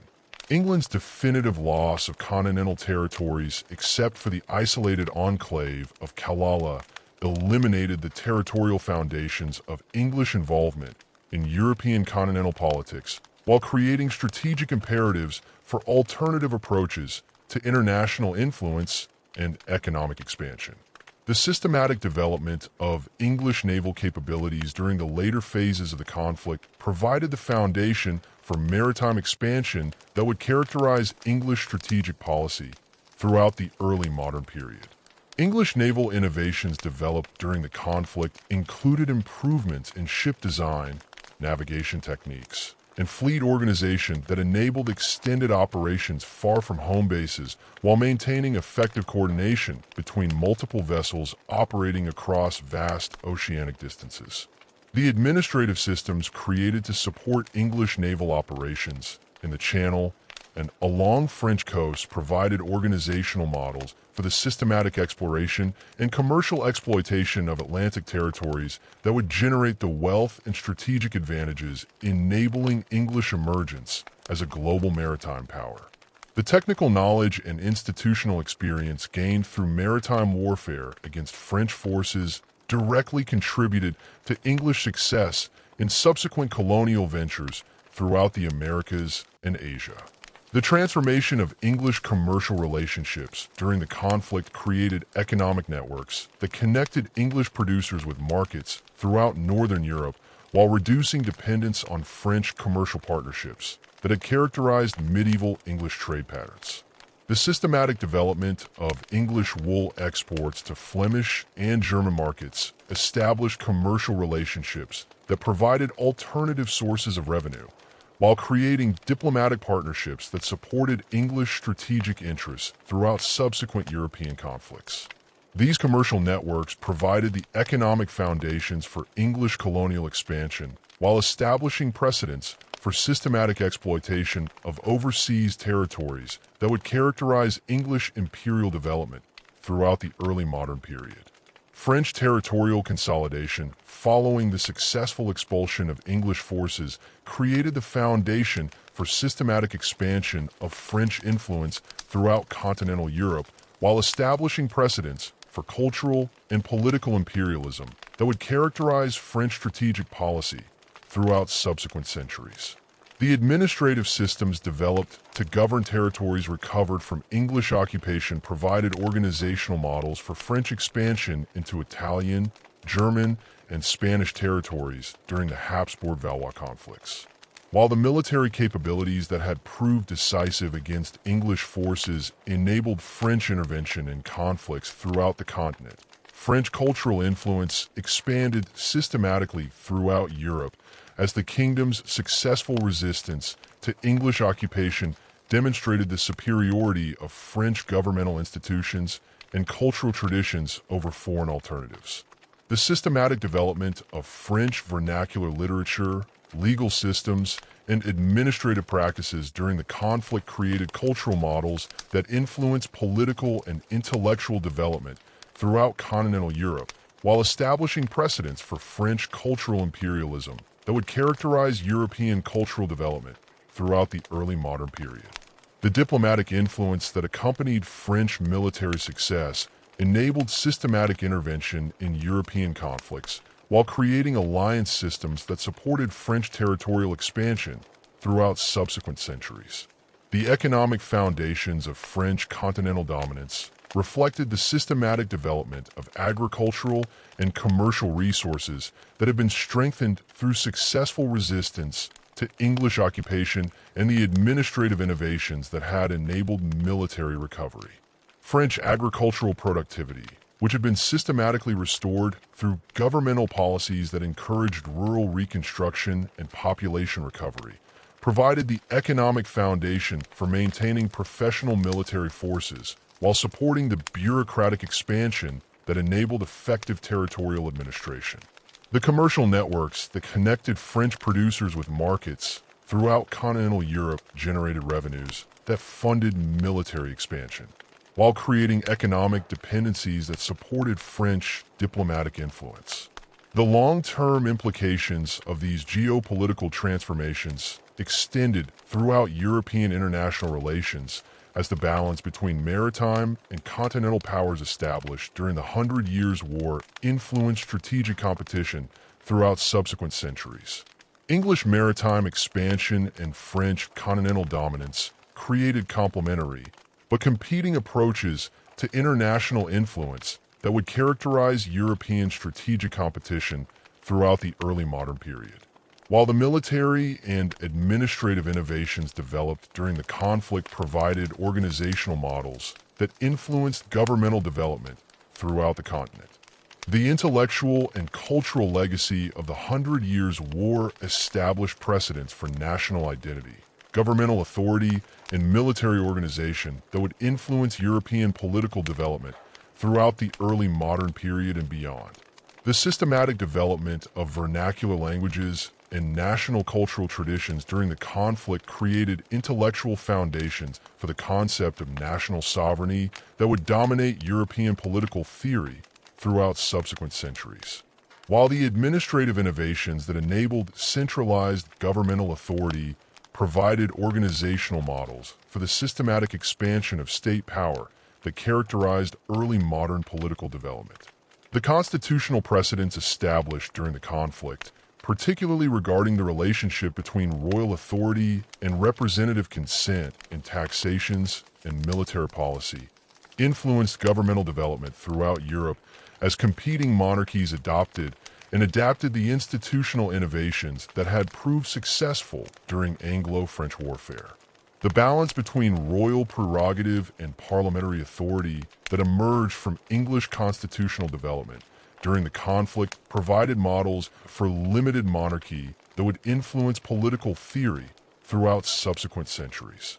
While French precedents for royal absolutism established alternative approaches to governmental authority that would similarly influence European political development. The transformation of European society accomplished during the Hundred Years' War thus established the foundation for early modern political, military, and cultural development, while creating precedents and institutional models that would influence European civilization throughout subsequent centuries. The conflict's systematic transformation of feudal society into centralized monarchical states, the development of professional military forces equipped with advanced technology, and the emergence of national consciousness based on territorial and cultural identity represented fundamental changes that established the framework within which European development would proceed throughout the early modern period.